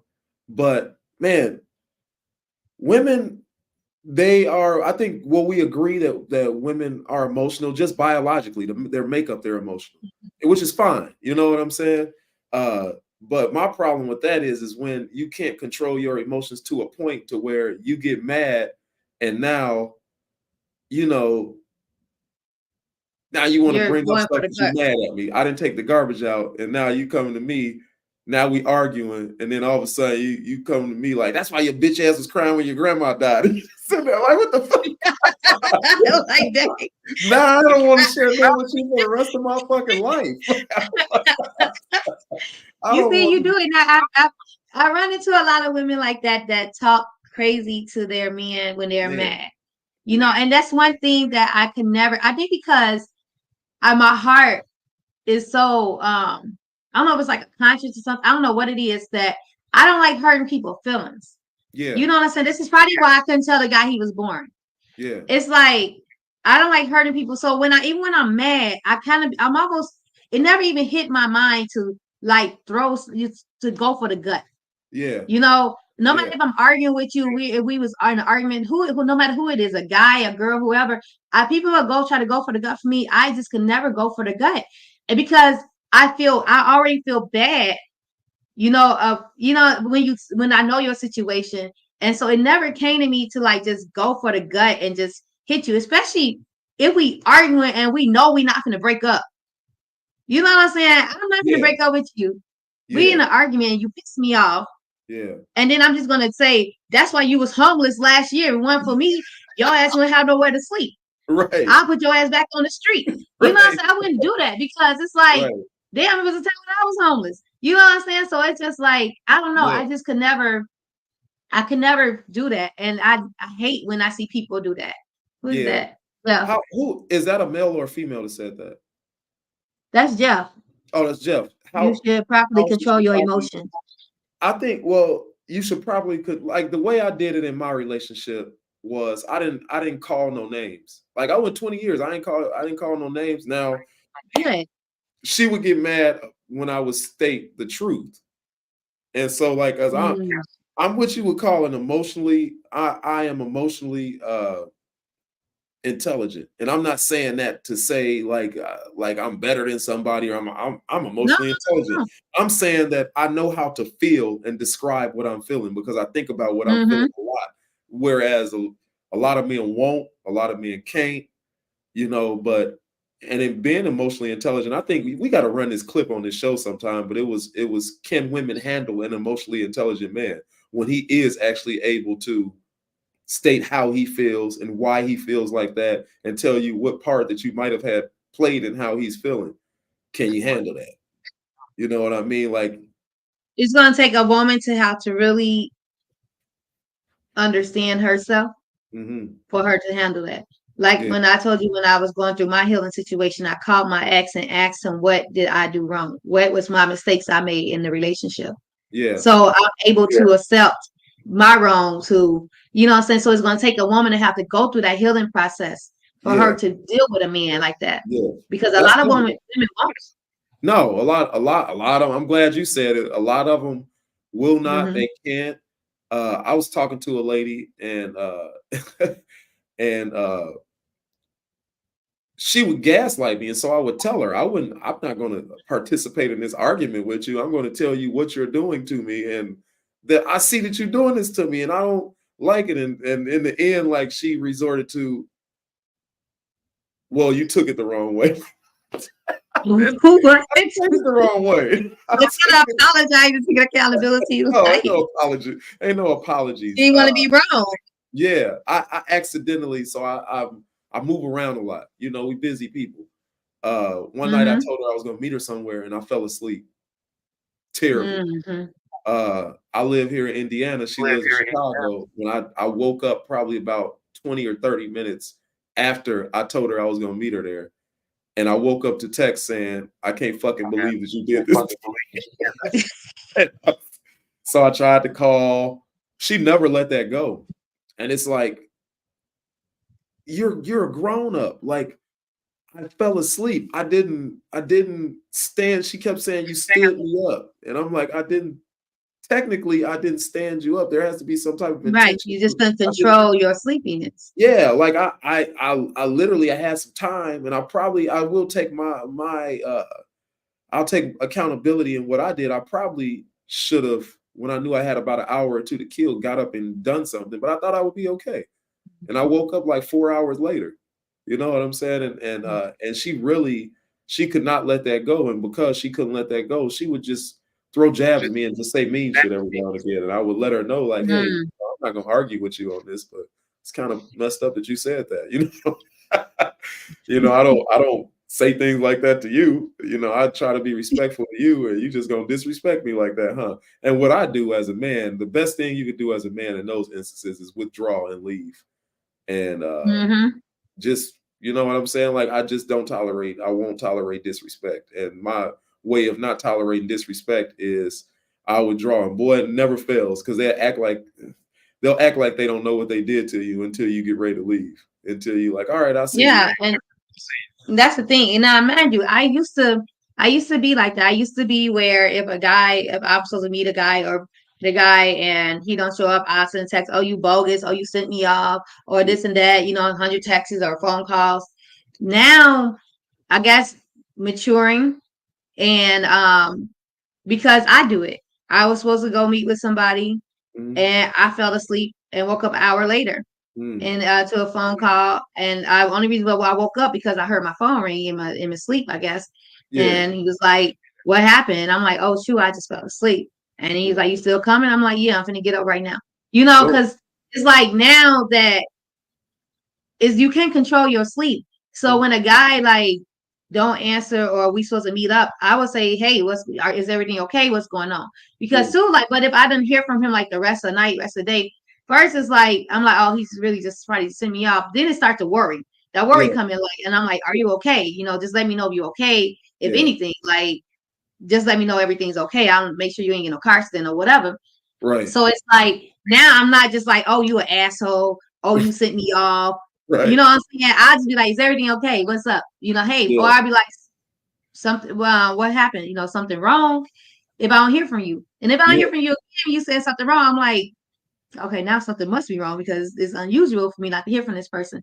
But like I said, it takes maturity. It takes it takes healing. It takes, to you to really get to know yourself and be comfortable with yourself, because she might have been sent off so many times.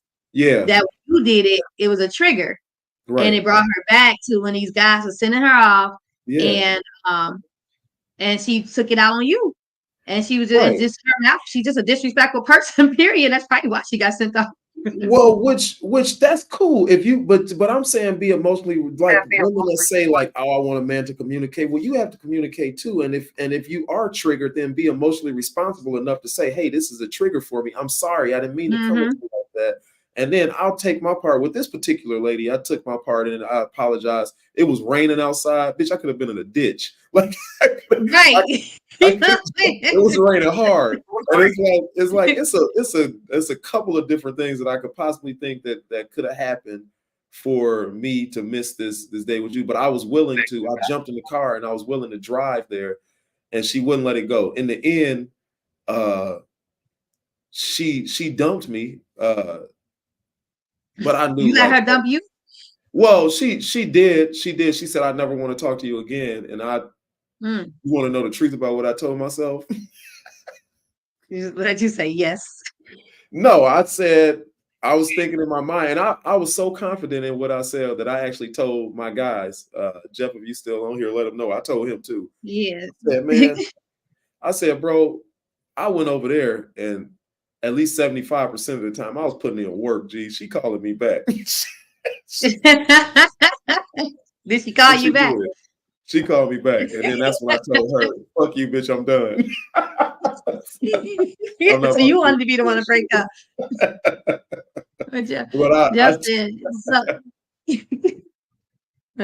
He says, "So do you think there are a lot of women that don't know who they are out here?"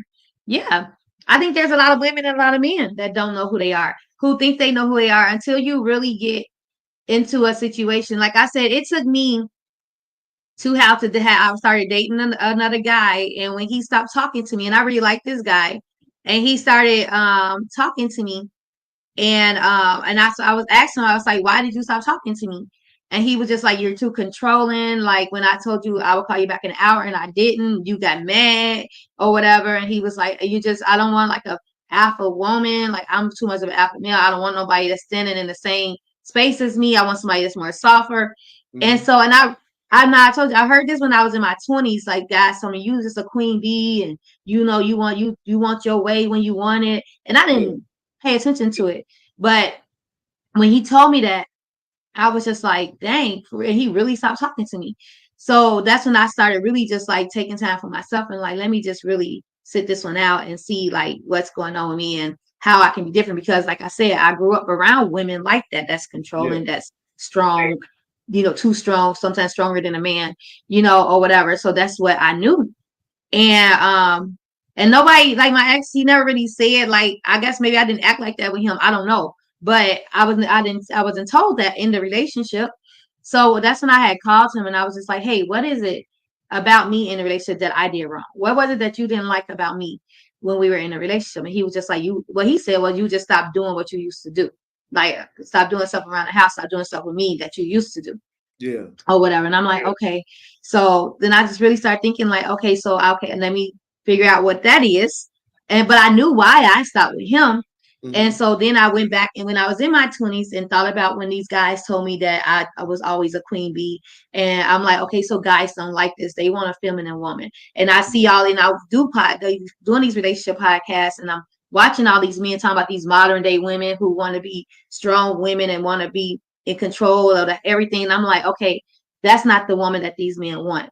Yeah. That's the woman that I am right now. Let me fix me. Let me not be that woman. So I reached out to him and I was like, let me show you that I'm different. Let me show you that I can be different. Yeah. And he was like, all right, I'll give you, he's like, all right, we just take it slow. Yeah. And so we was hanging out for a long time. And then I was just like, so we got on the subject about, I think we was watching, what's the guy, Kevin Samuels shows or whatever. And we got on the subject about that. Yeah. And so, it's crazy. I didn't like Kevin Samuels at first. I only saw like one of his shows, but then I started watching Kevin Samuels with him. And that's me changing myself as a woman. I actually agreed with a lot of things Kevin Samuels said. Yes. Because I had to learn me and take away from me. Yeah. And when I started really listening to him, this man talking to women about, he was saying real messed up. He was saying, the way he said it, what he was saying was, you got, and I'm like, okay, I'm a woman. I got to listen to these men because it's like me being a woman telling a man what I want and he's not listening. So Right. if I want a man to listen to what I want, I have to be a woman and listen to what the men want, Yeah. because otherwise I'll be single for the rest of my life or I'll be unhappy. Yeah. So as we talking, I told him, I said, am I a strong woman like that? He was like, no, you good. He's like, you soft, you feminine.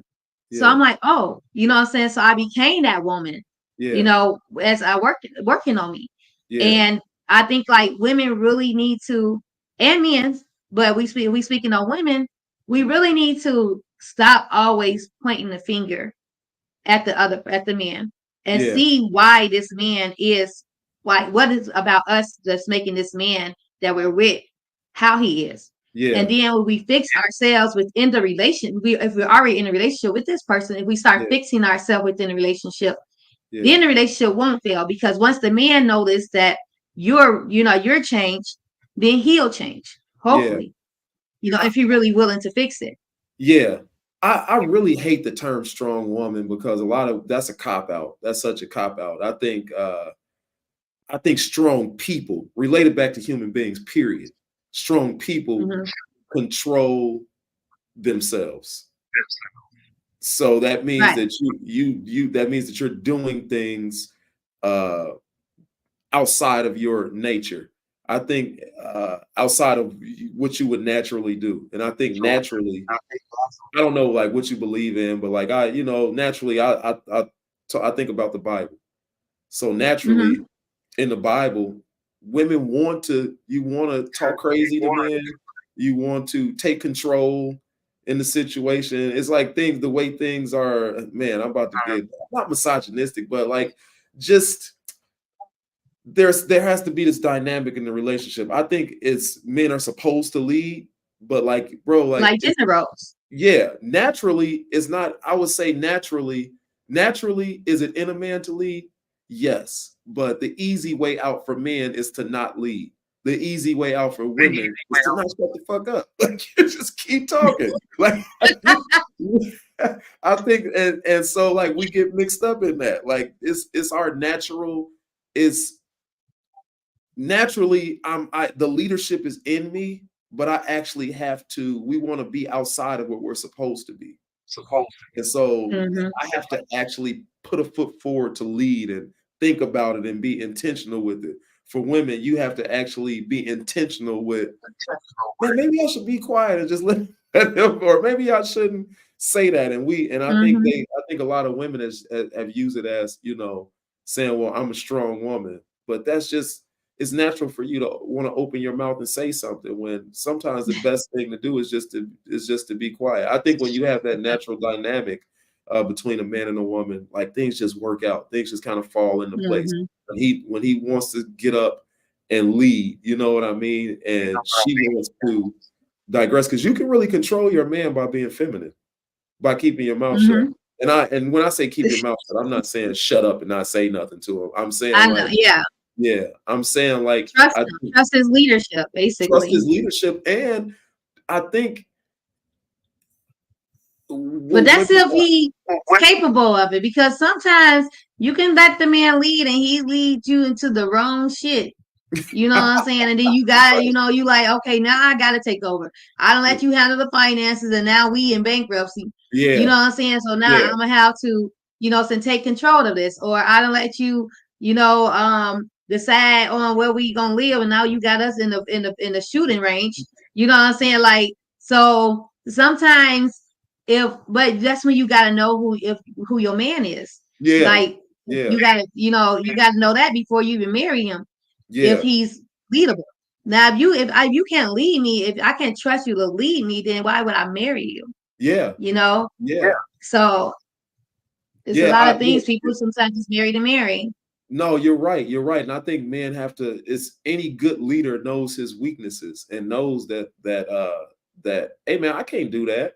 You know what I'm saying? Like I'm a boss on my job. That means that like my boss is hands off. So anything that's going on in my building, I know pretty much everything about it. And one thing that I know is I know what I'm not good at. I'm an iron worker by trade. So a lot of people don't know what that is. We erect steel in buildings. Pipes. Huh? You said lay pipes? Yeah, I do that. That's after work.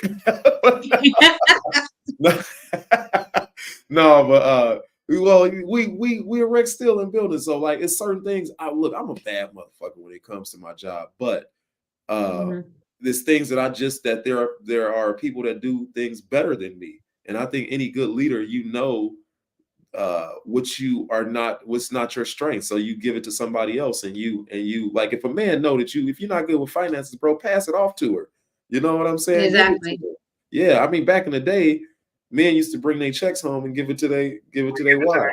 You know what I'm saying? Take $20 out for lunch and give her the rest. Yeah, right. And sometimes, I mean, that works out. Now she might not be the best with money, because I've also heard of, man, I had a buddy that his wife took the money and he didn't even know his house was in foreclosure, his truck was about to Mm. get repoed, all of that because he gave her the finances and she was out gambling and she had a gambling problem. Oh wow. Yeah, he didn't even know. He didn't even know, and he I mean, just you give her a chance of finance, you still check behind of this to make yeah, sure. yeah, right. Don't wait That's 2 another, years yeah, to start seeing your bills. That hey, I'm trusting you to pay the bills, but I'm gonna go in this account to make sure it's paid. right, And when I right. see that it's not paid, my money's staying in my pocket, and I'm gonna get it Yeah, paid. right. That's another good leadership quality. You can't just leave them out there. You got to check back up on them. But yeah, Right. I think that being a good leader is knowing strengths and weaknesses and not feeling threatened uh by the other person. You know what I mean? Yeah. Like I think I it's a lot. totally believe in gender roles. Yeah, And a lot just of people, yeah, some people say they don't believe in gender roles, but if you don't, it's gender roles is almost like a handbook at work. You know what I'm yeah, saying? yeah, Almost. And yeah, so it's like I think every place should have this place of discipline and a place of rules. And it's not like saying the woman, the only person that got to clean up the house. yeah, Or exactly. the Yeah, woman is the only person that got to cook, or the yeah, only woman, the only person that got to take care of the kids. yeah, It's just the fact of and the woman and the man is the only one that got to work. yeah, You both working, but at the same time, like this man, if you trust your man to lead, this man is going to make all the best decisions, and you don't fight him on his decisions. You hmm, trust him to make his decisions. You have a say, you have an opinion, and he yeah, should allow your opinion to, your say to matter, and he should accept your opinion. But that yeah, don't mean, but it's still his word. If that's going to be the last, he has the last say. And if yeah, he feel like, okay, well, what you're saying is actually sound better than what I'm saying, then okay, we're gonna go with what you're saying.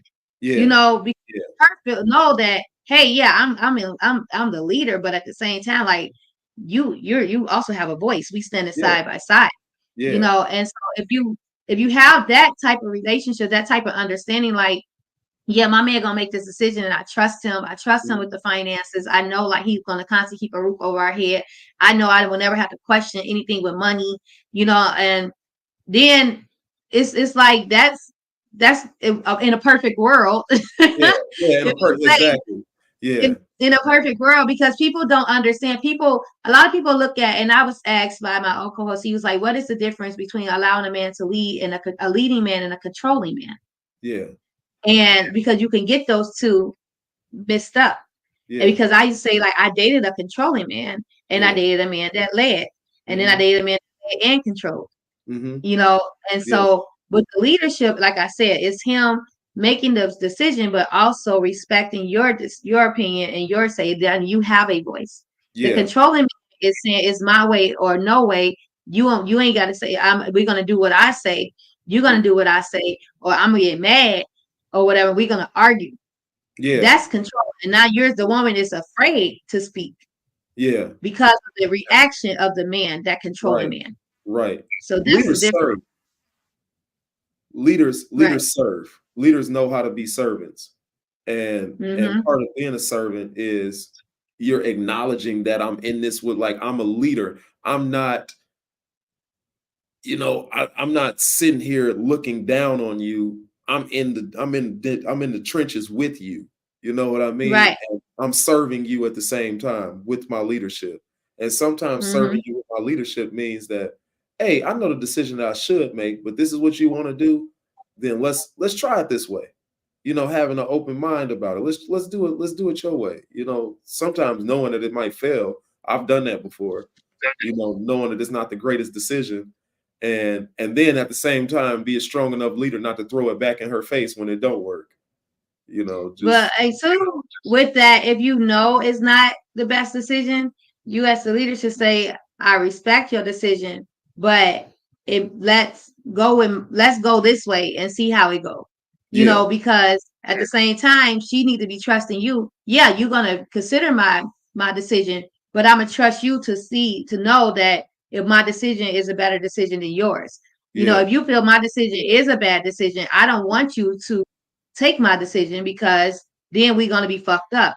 If decision is better and you like, well, I consider your decision, but then you explain to me why you're not choosing that decision. You know what I'm saying? Now I know, like, okay, he not overriding me just to be controlling.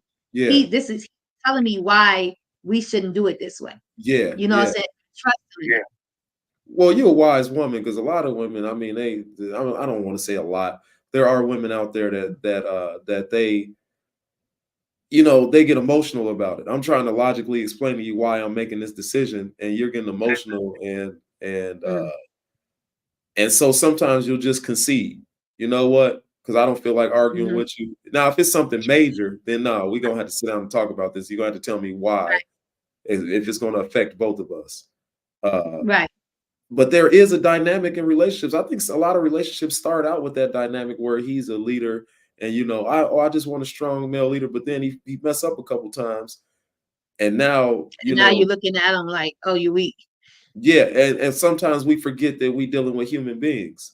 I think sometimes I think that's a major thing, like where women, like, they looking at their man shaking their heads because, like, maybe you expected him to do something and you expected a certain outcome and it didn't get that outcome, and now we might be struggling because of the decision he made, and so now you don't allow him to lead no more, and you've already told yourself in your mind, he fucking up, I need to take charge, and that's not gonna work.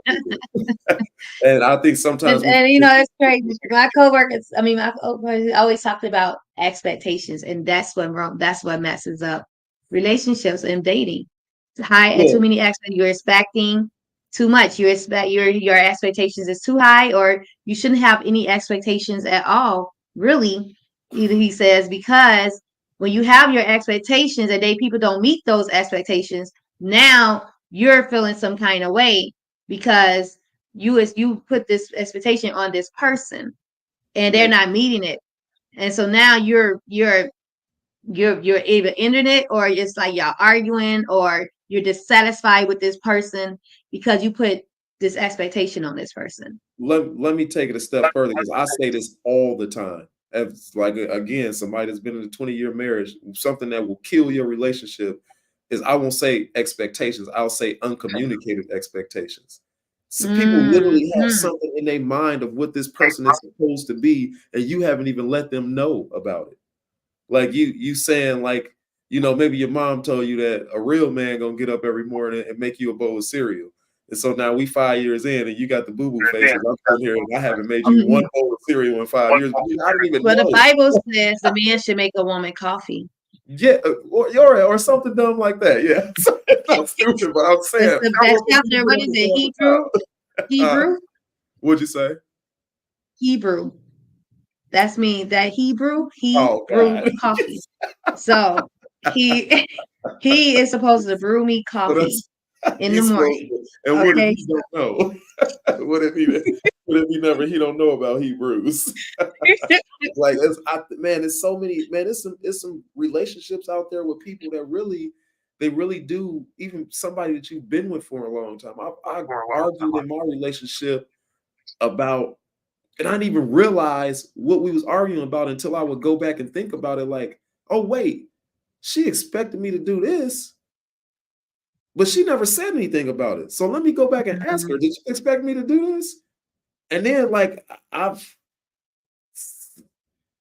some women, I won't say a lot again, because I don't like these overgeneralizations, but some women will look at you like when you actually tell them, like, and they're like, well, yeah, they get an attitude with you, but like, gee, you never told me about anything. I say everything needs to be communicated, down to what is cheating. because like Mm-hmm. especially that, I think before we need to sit down and talk about like if I go and I'm talking to the cashier, it's some women that think that that's that's taking it kind of far, but it is some women like you smiled at the cashier. It's like, bro, she gave me, That's that insecurity. it is, but like communicate that. If you don't want me smiling at You the cashier, gave then me a 20% coupon off this ground beef. That's right, $10. right. Yeah, maybe it was something like that. But I mean, like, even so, like I mean, like some people are in relationships and they don't even know that their spouse thinks that they're cheating, or they don't even know that their actions that they're doing at that point in time, their spouse would think that that was cheating. You know what I'm saying? Like what is cheating? Like, especially exploring, like I told you, that lifestyle thing, what some people call cheating, that's not cheating for y'all. Some people say as long But as no, that's not cheating because they both agreed to it. I right. feel like cheating basically is not just always sex. It's No, emotional. yeah. I feel like if you're opening up to another woman when I've been trying to get you to open up to me, Mm-hmm. and you took it and you're communicating with this woman, you're praying with this woman, and and I had an ex like that, my son's father. He'd be like 1 o'clock in the morning or whatever, he's telling me he's talking to some girl on Facebook and they're talking about God and everything else, right? And then with me messaging some girl about God. You ain't Right. even said prayer with me, Right. Right. but Right. you're having this spiritual connection Yeah. with this other woman that you don't even have with me. Yeah. That's cheating to me Mm-hmm. because you have a disconnection. This is a disconnect for us, but you're Yeah. connecting it with someone else. Yeah. You have the spiritual connection. You're emotionally attached to this woman. Yeah. Like it's like, but I'm not getting that of what you're giving her. Right. That's cheating to me Why because does it have to anything be that's with going to another steer, woman? huh? Why? Huh? Man, that always got me, because like women will get mad about if you do that with another woman, but it's okay if I go to my guys and share things that I can't share with you. That makes me feel a certain type of way. So if I got to share that with anybody but the person I'm with. Yeah, you shouldn't never share something with anybody besides person in a relationship. But there should only be 3 people in your relationship. That's you, your partner, and Jesus. Yeah. And if you can't have that relationship with your partner, then you shouldn't be with your partner. If you Yeah. gotta come outside of me and go to your guys and talk and express your feelings to your guys, and you don't trust me with your feelings, then why are you with me? Yeah. You know, Yeah. and so, but then it's one thing to share with your guys who you know for many, many years, or maybe that close female friend has been your best friend since y'all was kids or whatever. But Yeah. you got this new chick coming into your life that you call as your friend, and I never met her, never heard about her or anything else. But she'd have known about your auntie Marcy died from a heart attack yesterday, Yeah. and I didn't even know I didn't know auntie Marcy died. Right. Right. But you're talking to her about how it's making you feel and what happened in the hospital and everything else. And you didn't even come tell me that she died until it was close time to the funeral. Yeah. But this girl knew everything. Yeah. It's like things like that. You're expressing your feelings. You express everything. I think anything that's going to change my emotional states in a way where I feel hurt by you when it comes to the opposite sex. Yeah.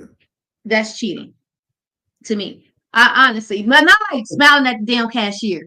But I'm saying when you're really interactive with this girl, where you're spending time on the phone with her, and you haven't even touched her. You know what I'm saying? Not you haven't touched her, but you touched her emotionally. You touched Yeah. her mentally. Yeah. So that's intimacy Yeah. before you actually take her to bed. Yeah. So you're being intimate with this woman without even realizing you're being intimate with this woman. Yeah. So that's cheating. It is. I guess what I'm trying to explore is women will let you be intimate with your guy friends, but why is it different with if I'm doing it with a woman? Because I can sleep with her and you feel threatened by her. And that's where I think the basis is you feel Threaten threatened is by not the word. Threaten is not the word. Mhm. I'm not your guy. So Yeah. you probably your guy gonna tell you what you want to hear. You know what I'm saying? Yeah. So you feel more comfortable with that guy. Those are your friends. When you bring it in a woman, I'm your woman. Mhm. So why you got to bring in another woman to express those same feelings when you can express them to me? you can go out with your guys and express them to your guys because I'm not your man. You know what I'm saying? Because a woman, like you said, gets emotional. That woman, when you keep giving her that attention, she's eventually going to want to be with you. Yeah. I'm not threatened by this woman. I'm fearful that my man is going to start building a connection with this woman. That my man is going to ruin our relationship because he done built this connection with this woman, and eventually this woman and him is going to get attached, and he's eventually something's going to happen between him and her. She's not a threat to me. Mm-hmm. You're putting a threat in our relationship. Okay. You're breaking our relationship up by adding another woman. Those are your boys. Right. You know what I'm saying? They're gonna laugh with you, cry with you, whatever. You've been knowing them way before you knew me, probably. Yeah. And so you feel comfortable with them. But you're bringing in this other woman that, for what? When I'm here. Right. So yeah, so that's why we don't care if you going to talk to your guys, as long as they ain't give me that dumb ass advice, and they might give you some stupid ass advice. As long as you don't follow their stupid ass advice, we cool.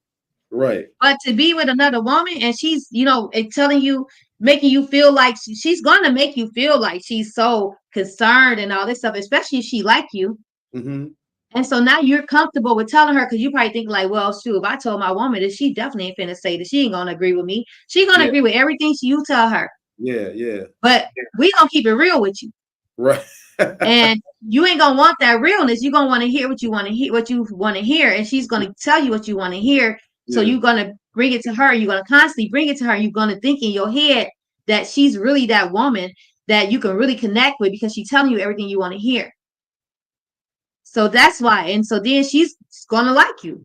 Yeah. Then y'all gonna start going for coffee. Then y'all gonna start going for lunch. Then you're gonna go for dinner. Then you're gonna go for the hotel.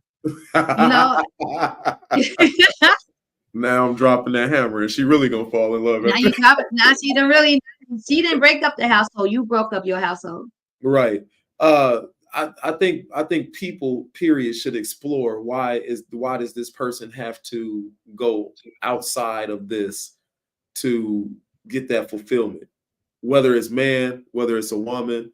Like, I understand what you're saying. Your guy is not going to break up this household, but I think in a real loving relationship, it's just as egregious for me to be sharing pieces of myself with my boys that I can't share with the person that I'm living with. Exactly. That's what I said. It makes my heart hurt that it makes my heart hurt that my woman is getting mad about me with this woman. But what gets me with that is you're getting mad at me because it's like you don't care about me being fulfilled. You care about me being fulfilled through this woman. If I go to my guys, you should be just as upset that I have to go and talk and give pieces of myself to my male. We would, but you know what? We're going to our friends. And right. But the only time I would probably say, if you go to your guy, and I won't be mad that you went to your guys before you came to me, is if you came to me and I wasn't listening or trying to understand you. So then you went to your guys to talk about it or whatever, to get some understanding from your guys because of what you couldn't get from me.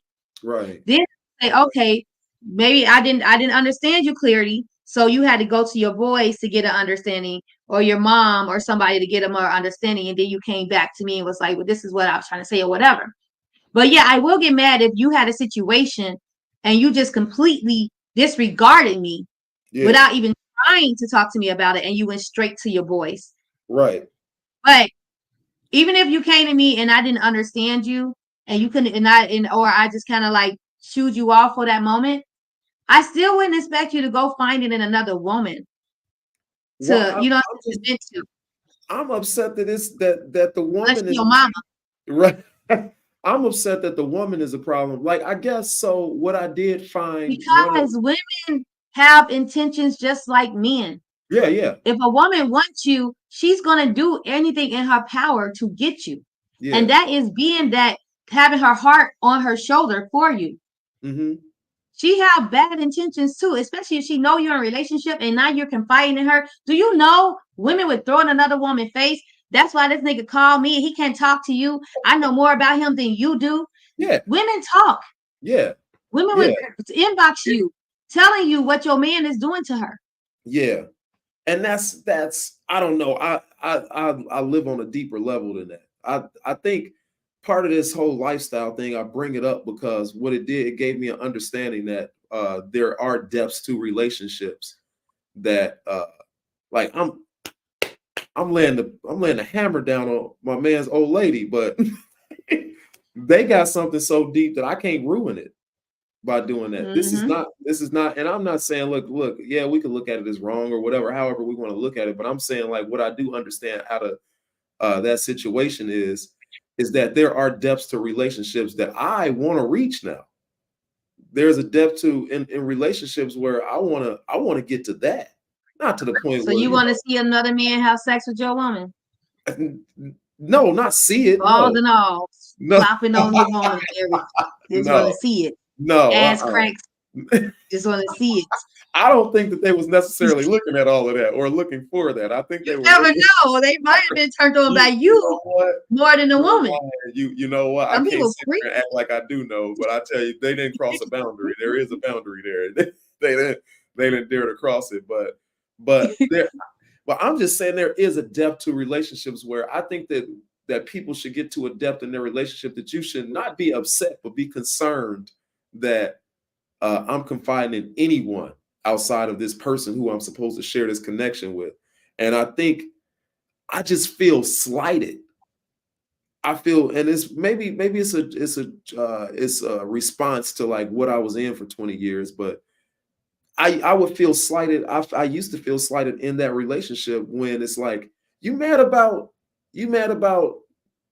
some broad that you don't even know about. I don't even know her name, but you don't really care about me. You care about how it makes you feel, because I could go and pour my heart out to my man over here and you have no problem with that, because really in essence you don't even care about me. You don't care about what's on my heart. You care about who I spill it out to. You See, yeah, that's the makes me difference. hurt on the inside because you don't give a damn about me. See, that's the difference, because I would care if you didn't never talk to me before you went to talk to your boys. Like, I would care if like your boy, y'all talking, and your boy, we just happened to be in a conversation, and your boy was like, "Yeah, man, did you ever saw that issue?" Yeah. And you trying to, and he like, "No, when you told me that you had lost your job, Yeah. did you get the other job yet?" Yeah. And I'm sitting there like, how come I didn't know about you losing your job? Right. You know what I'm saying? How he know about what, or you done got into it with your boss at the job? Like, how did he know about that before I knew about that? Yeah, I'm a some kind of way, because you went into him. It's not like he worked with you, so he, he knew that. Yeah. You went to him and vented to him and talked to him about it. Right. And I had to find out by accident. Yeah, that's gonna make some kind of way. You know, if I see you talk to me about it and then you went and talked to him about it, then that's a different thing. But you went and talked to him about it first. So I'm gonna feel some kind of way, like you don't trust me. You know, so you don't trust me with your feelings, with things that you don't trust me to, you know what I'm saying, with things that happen to you on the spot. And I was told, like, some men, they want to solve the situation first before they come and talk to their woman about it. So that's why they go into that man cave and deal with the situation alone first and try to figure it out first. And once they figure it out, then they come tell the woman, because now they done solved the problem. Yeah. But when the problem don't get solved, what it take months. So if you can't hit me with the issue at hand, like, it's like, maybe I can help you solve that problem. Maybe I know somebody, you know. So it's like, don't isolate me and trust your friends over me. Then what am I in your life for? What am I here for? Right. Just to be in the home with you or be dating you, and you don't trust, we don't have that open connection. So no, I never feel like that. It's so weird when you kept saying your 20-year marriage, and I'm thinking about people. It's like, oh, we celebrating our 24th year anniversary, and it's so weird because I have not been in a relationship past 6 years, and so I don't even know how a 10-year relationship feel. I don't know how a 20-year relationship. I don't. And then in my head, I'm like, can I be with somebody for 20 years? Because I've never had that experience of being so. Because it's like I think my tolerance level of being mistreated and disrespected, it's like I can only tolerate it and hope that it works. and it get better for so long. But once I realized like this shit ain't getting better, counseling ain't working, or you don't even want to go to counseling, you don't want to participate in other activities in counseling. So we're not even going to get to the point of marriage because I'm going to end it here. And so it's like, so when I hear 10, 20, 15, whatever years, I'm like, dang, that's crazy because I don't know how it feels to be with somebody that long. And then it's like, but do I want to? I want to get married. Yeah. But then it's like, I want to, and I know it's hard to say, but I want to know who I'm marrying.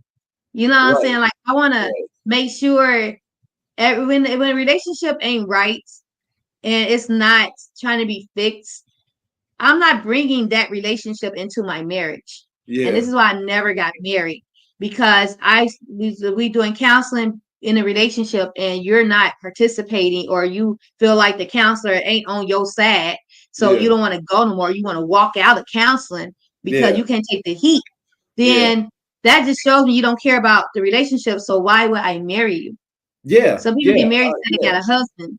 Yeah. I agree with you. Yeah. I think I would say again, after being in a marriage that long, if I got married again, I need to marry somebody that say that if there are no other rules to this marriage, the one rule is going to be we in it together. We ain't leaving.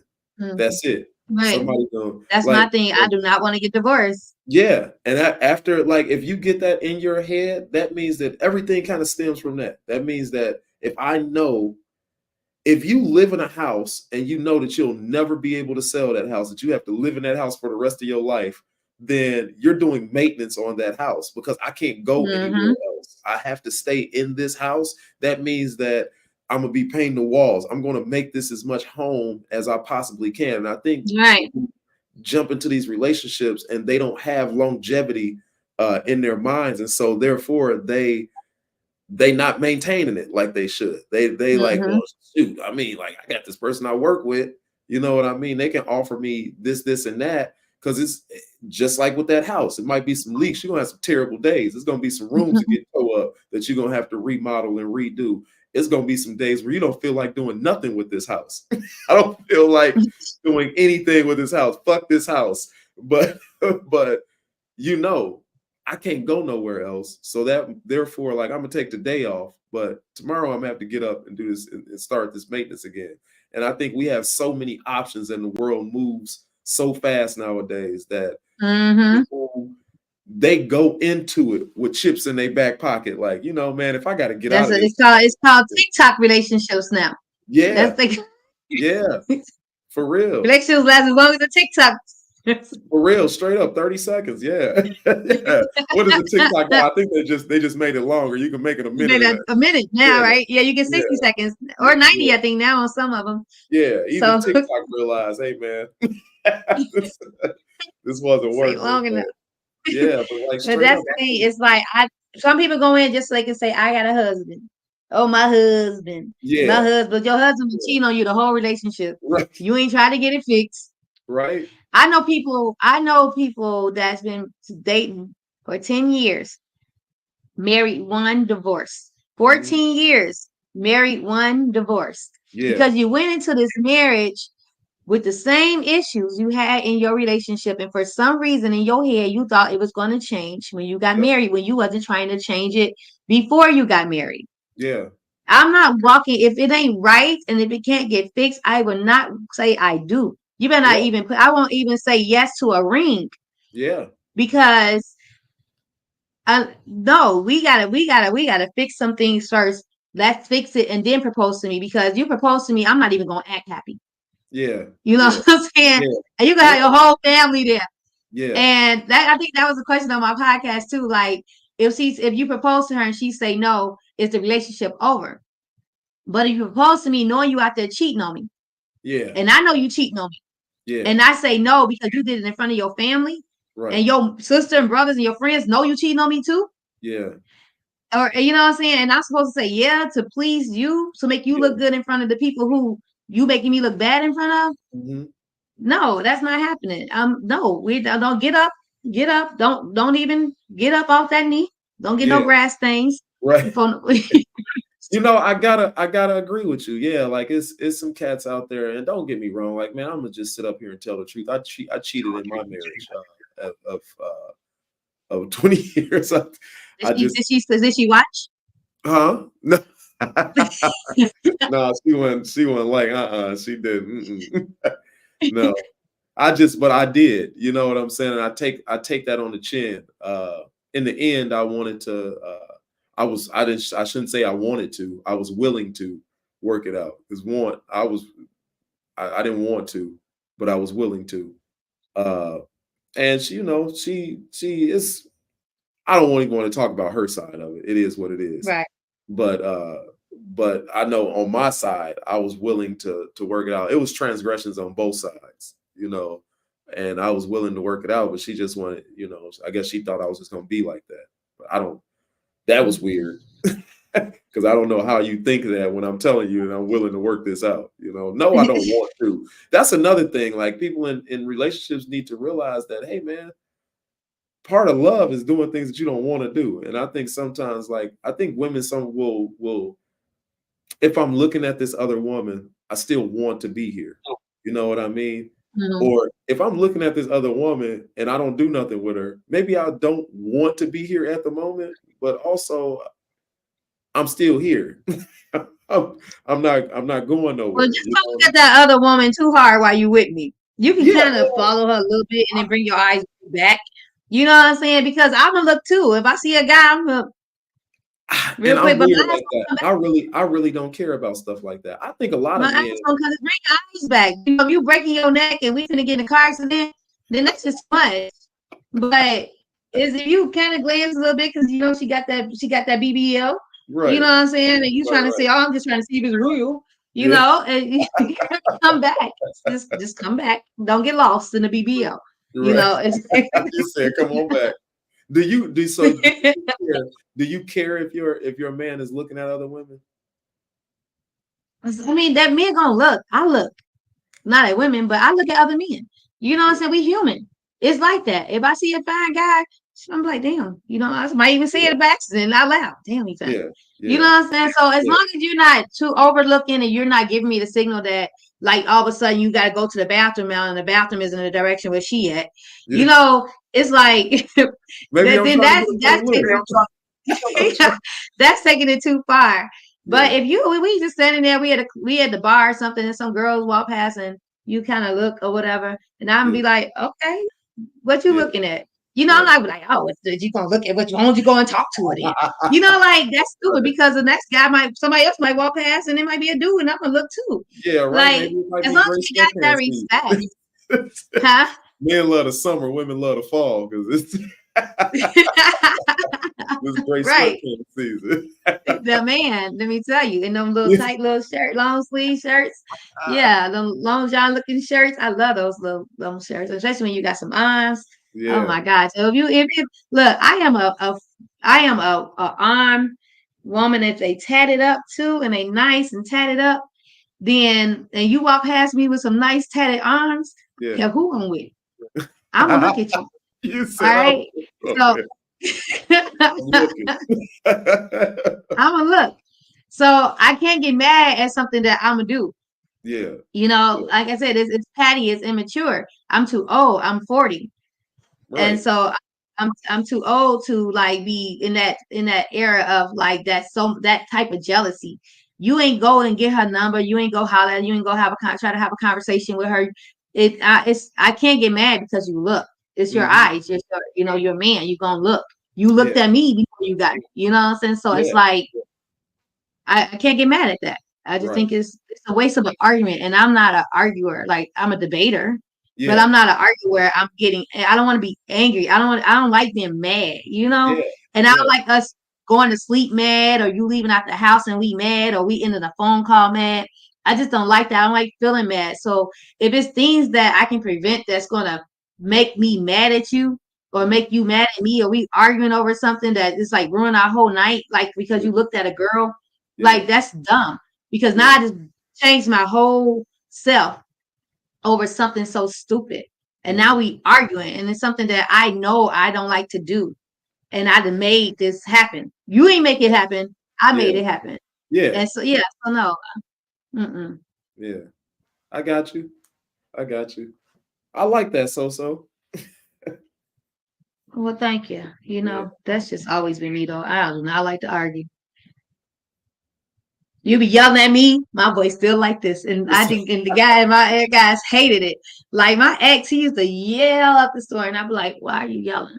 Well, what's going on? You know, it's like, It's like I've argued so much in my past relationships. Yeah. It's like when I got to a point in my 30s, it was just like, I just don't want to argue. You can raise your voice all you want. I'm not, unless you messing with my kids. Mm-hmm. You know what I'm saying? Yeah. If you messing with my kids, you're gonna get a different side of me. Yeah. That's when you're gonna hear me. Right. You know, that's when I'm gonna go crazy. Yeah. But other than that, I'm not finna be raising my voice like that. You know, it's like it's too stressed. It's too much. Like even when I yell at my daughter, like I be telling her, okay, well, we going back. She trying to argue with me, go back and forth, whatever. And I'm like, okay, end it. Because I start feeling myself like getting stressed. Like my stomach start to hurt, and I start feeling like I'm not gonna die and have a heart attack. Right. Because I'm getting this angry for what? Why am I getting this angry? Yeah. You know, it's not worth it. So no. You say what? I said women want peace. This woman want peace, baby. I done had enough. I done dealt with all that. I've been trying to find peace since, like I said, in my 30s. I'm not trying to, and that's when I was saying, when I was telling my ex, like, hey, you know, I've been in these type of relationships, these are, you know, domestic violence relationship. I don't want to be yelling, you know, especially not my kids, you know, don't raise your voice. Me and my baby, my youngest daughter, her father, if we had a disagreement, whatever, we would go in the room and close the door, and we would, you know what I'm saying, go back and forth. I did not want to do it in front of my kids, even with my kids being older now. Like, don't argue with me. You know, don't yell at me in front of my kids. Don't, you know, I'm not going to be yelling at you in front of my kids. I'm not going to be yelling at you at all. And if you can't really understand that, if you just like to argue, you like to be mad all the time, then you're not the person for me, because I'm a happy person. And I can't just be walking around just angry for no reason. And now I'm mad all day because you done mess my day up, and I don't allow you to mess my day up. No. Yeah. I feel that. Y'all had a lot to say in these comments. He did. That was all in these comments. I was going to say, really open up a subject for next week, because it's 10 o'clock. We've been going for 2.5 hours already. I don't know how long your show actually usually is, but my show is usually an hour or hour and a half. Oh wow! So I really brought it up. But you know what? But that's fine, because I can break it up when I put it on Spotify, and I can put it in 2 segments. Okay, nice. This was fulfilling. This was very fulfilling. You have a different. We did 2 subjects. That's why. Yeah, I think there's probably more. This is therapeutic for me. I think it's more women out there. We get fed the toxicity on social media, and I think it's probably more women that think like you than are given credit. And so, really, I want to draw back from getting these. Thanks, life coach. Right, you know. Right. I think it's more women out there that think like that, as opposed to like the toxicity that we get fed.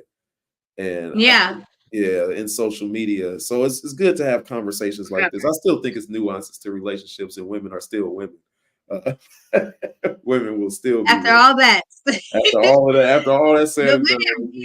People do change when they know when they want to change. Like you can't change a person. A person got to change themselves. And so when a person can not be a narcissist and actually take accountability and actually get to start learning themselves and their toxic ways, because I think my toxic way was I had insecurity. I had jealousy issues.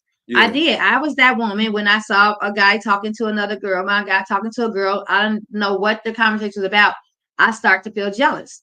A guy that I was dating talked to another guy. So I had that issue because of my past relationships. I was bringing in that baggage, that unhealedness, that what is it called? That bitterness and all this. So I would bring it, and I would always say, "Oh, I'm going in, with benefit of the doubt.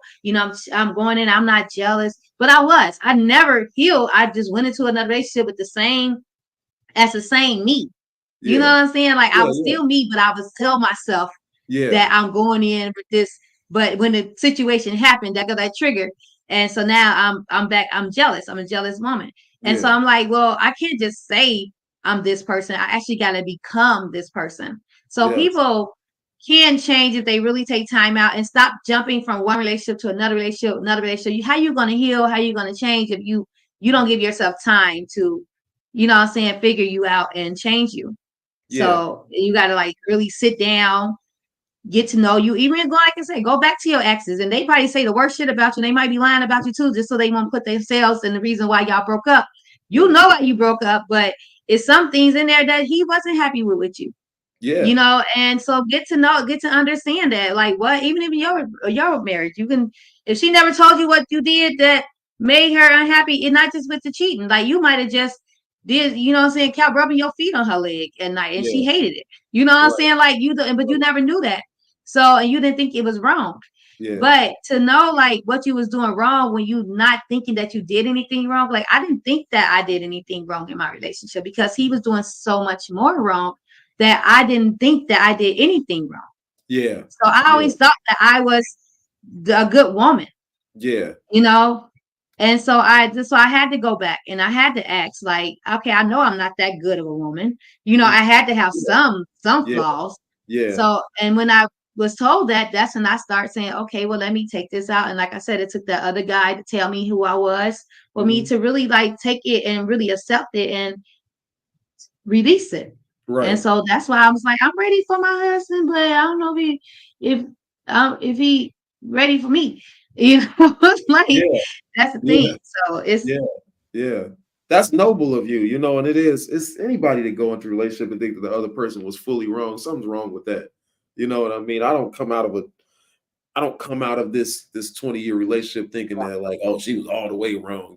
She was wrong with a lot of things. I think she has some unresolved traumas that I didn't have no skin in that game, But I also realized that you can never, when you're dealing with two human beings, the blame can never go on just strictly on that one person. You know what I mean? In any situation, not just a relation.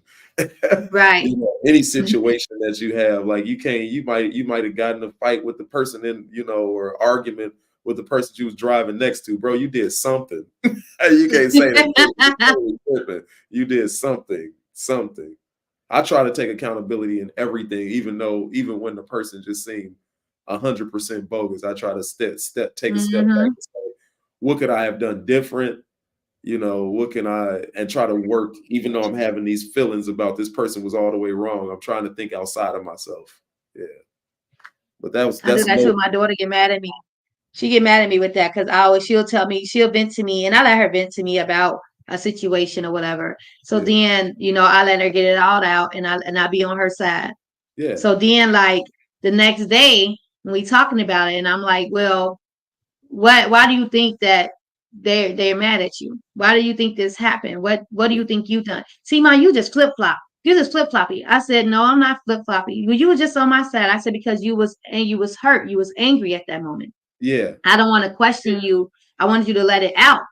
So now that those emotions are out, now we can think logically, and now we can think and we can sit down and think, why did this happen? You know what I'm saying? What do you think that you done? Like with her and my niece when they fell out. And I was like, do you think you said anything to her to make her get upset with you? No, I didn't say anything. Now you flip flopping this and that. Right. But then when she talked to my niece said, well, you said this, you said that. She was like, oh, I didn't know I said that. Yeah. So I said, because you're so angry and so in the moment, you're not thinking about what you might have done. You're only thinking about what that person done to you. So you take yourself out of that moment and you sit down and you really think about it. Why did this person get so upset with me?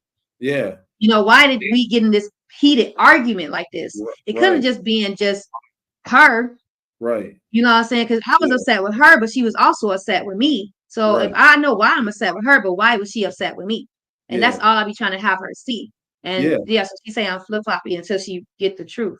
Yeah. In case Yeah. somebody else. That's good. I mean, teaching the next generation of woman to that builds healthy relationships.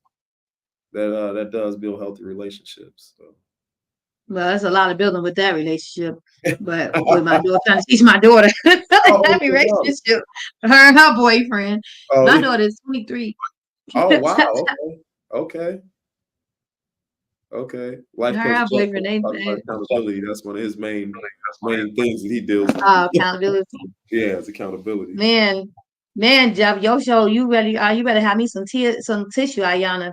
When Right. you got me on your show next week. Right. You gotta fix my life.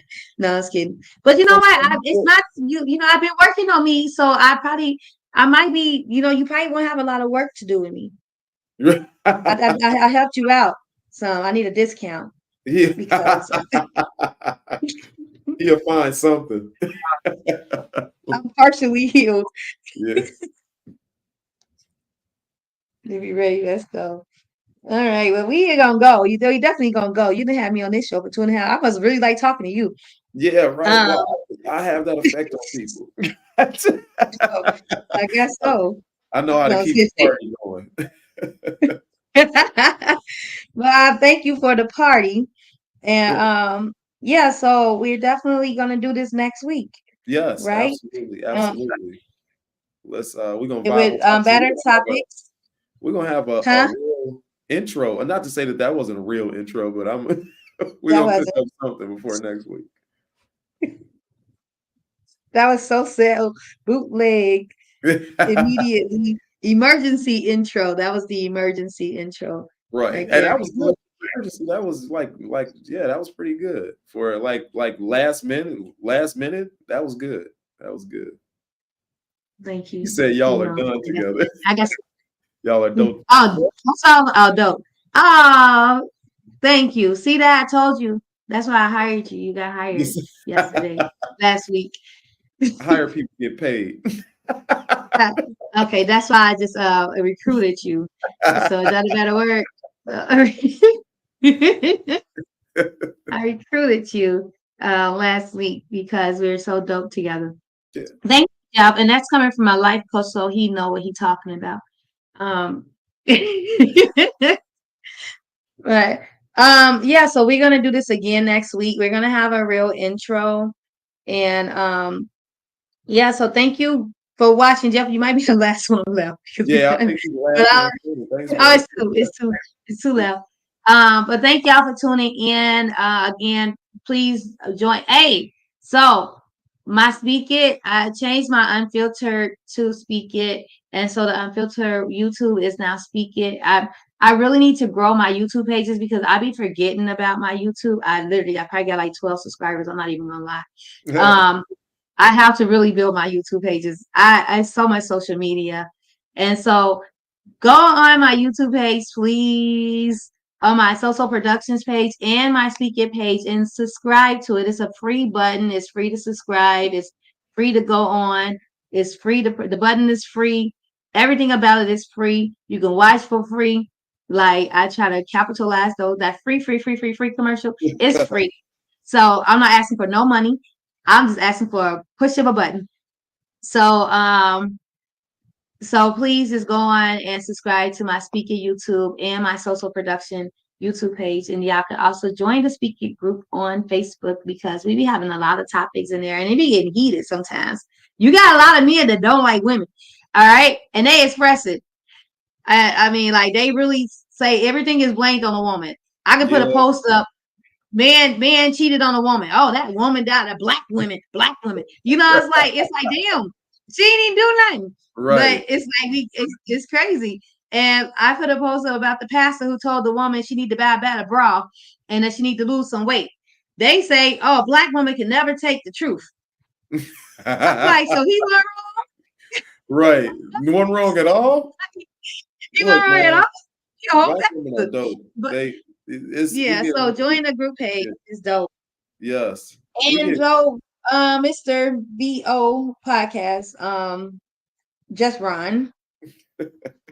So where can they find you? You can find me on YouTube. You can find me on Facebook. You can find me on YouTube, The Views and Opinions Podcast. You can find me on TikTok, The Views and Opinions. You can find me on Instagram, The Views and Opinions.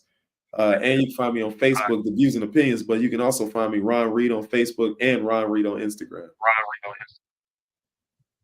Okay, yeah, I'm like, I gotta go and get your views and opinion TikTok. Oh yeah. So I try to connect all my social media. If you go on my YouTube channel, all you got to do is scan this little link right here. It's a backwards. What link?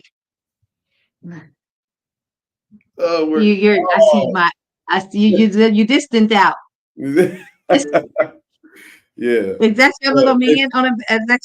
How do I scan it? Hold on, let me see. Okay, put it up. No, my background is covering you. Let's do this. Now you take the background off. Yeah, that's what I'm about to do. Let's go virtual background. Let's see. I really would like to see if you can scan it through this. There we go. VNO. What you know? You look good on my camera on my phone. Thank you. Oh, it's that one. Okay, hold on. Oh, I can look. Wait, it's trying to search it. That's a man. Go up. Bring it up. Up. Do I supposed to just scan or do I like take the picture? No, you should scan it. It should scan. I see the box. Oh, there you go. Oh, almost. It's like searching for it. There you go. Oh, it's almost. My arms hurt. Hold on, it's almost there. It was coming up and then it went away. I've heard this before. It's almost. Just keep going. Let's see if you can make it happen. Oh, almost.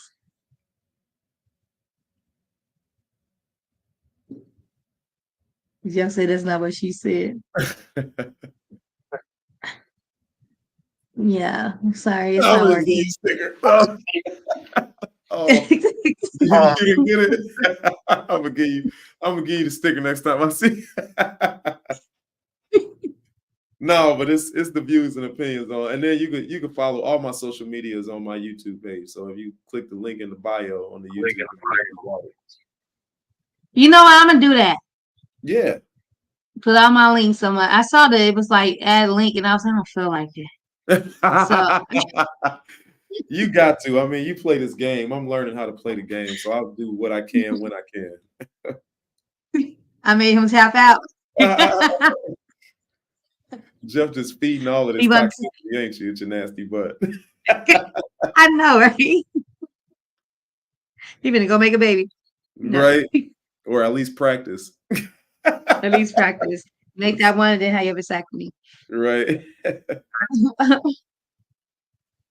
Okay, well, I gotta do my theory for tomorrow. I gotta teach infection control. And I gotta get up in the morning. So thank you so much. I look forward to I look forward to this Saturday when you will be. Oh, that's right. That's right. I got you. I'm doing you Saturday and I'm doing Jeff Sunday. Look at that. Two back to back. Look at that. Back to back. Just passing me around. Well, I got her first, Jeff. You Ray J. Right. All right. Good night. Thank you so much. Appreciate you. Appreciate you. Don't be a stranger throughout the week. No, I will not, because I'm gonna be hitting you up with these ideas for beats and intros. So I got you. Yes, please. Thank you. Okay, appreciate no problem. I'll talk to you later. All right. Good night. Good night. Good night, Jeff. All right, bro. I'm good for seconds, bro. You know what? Bye.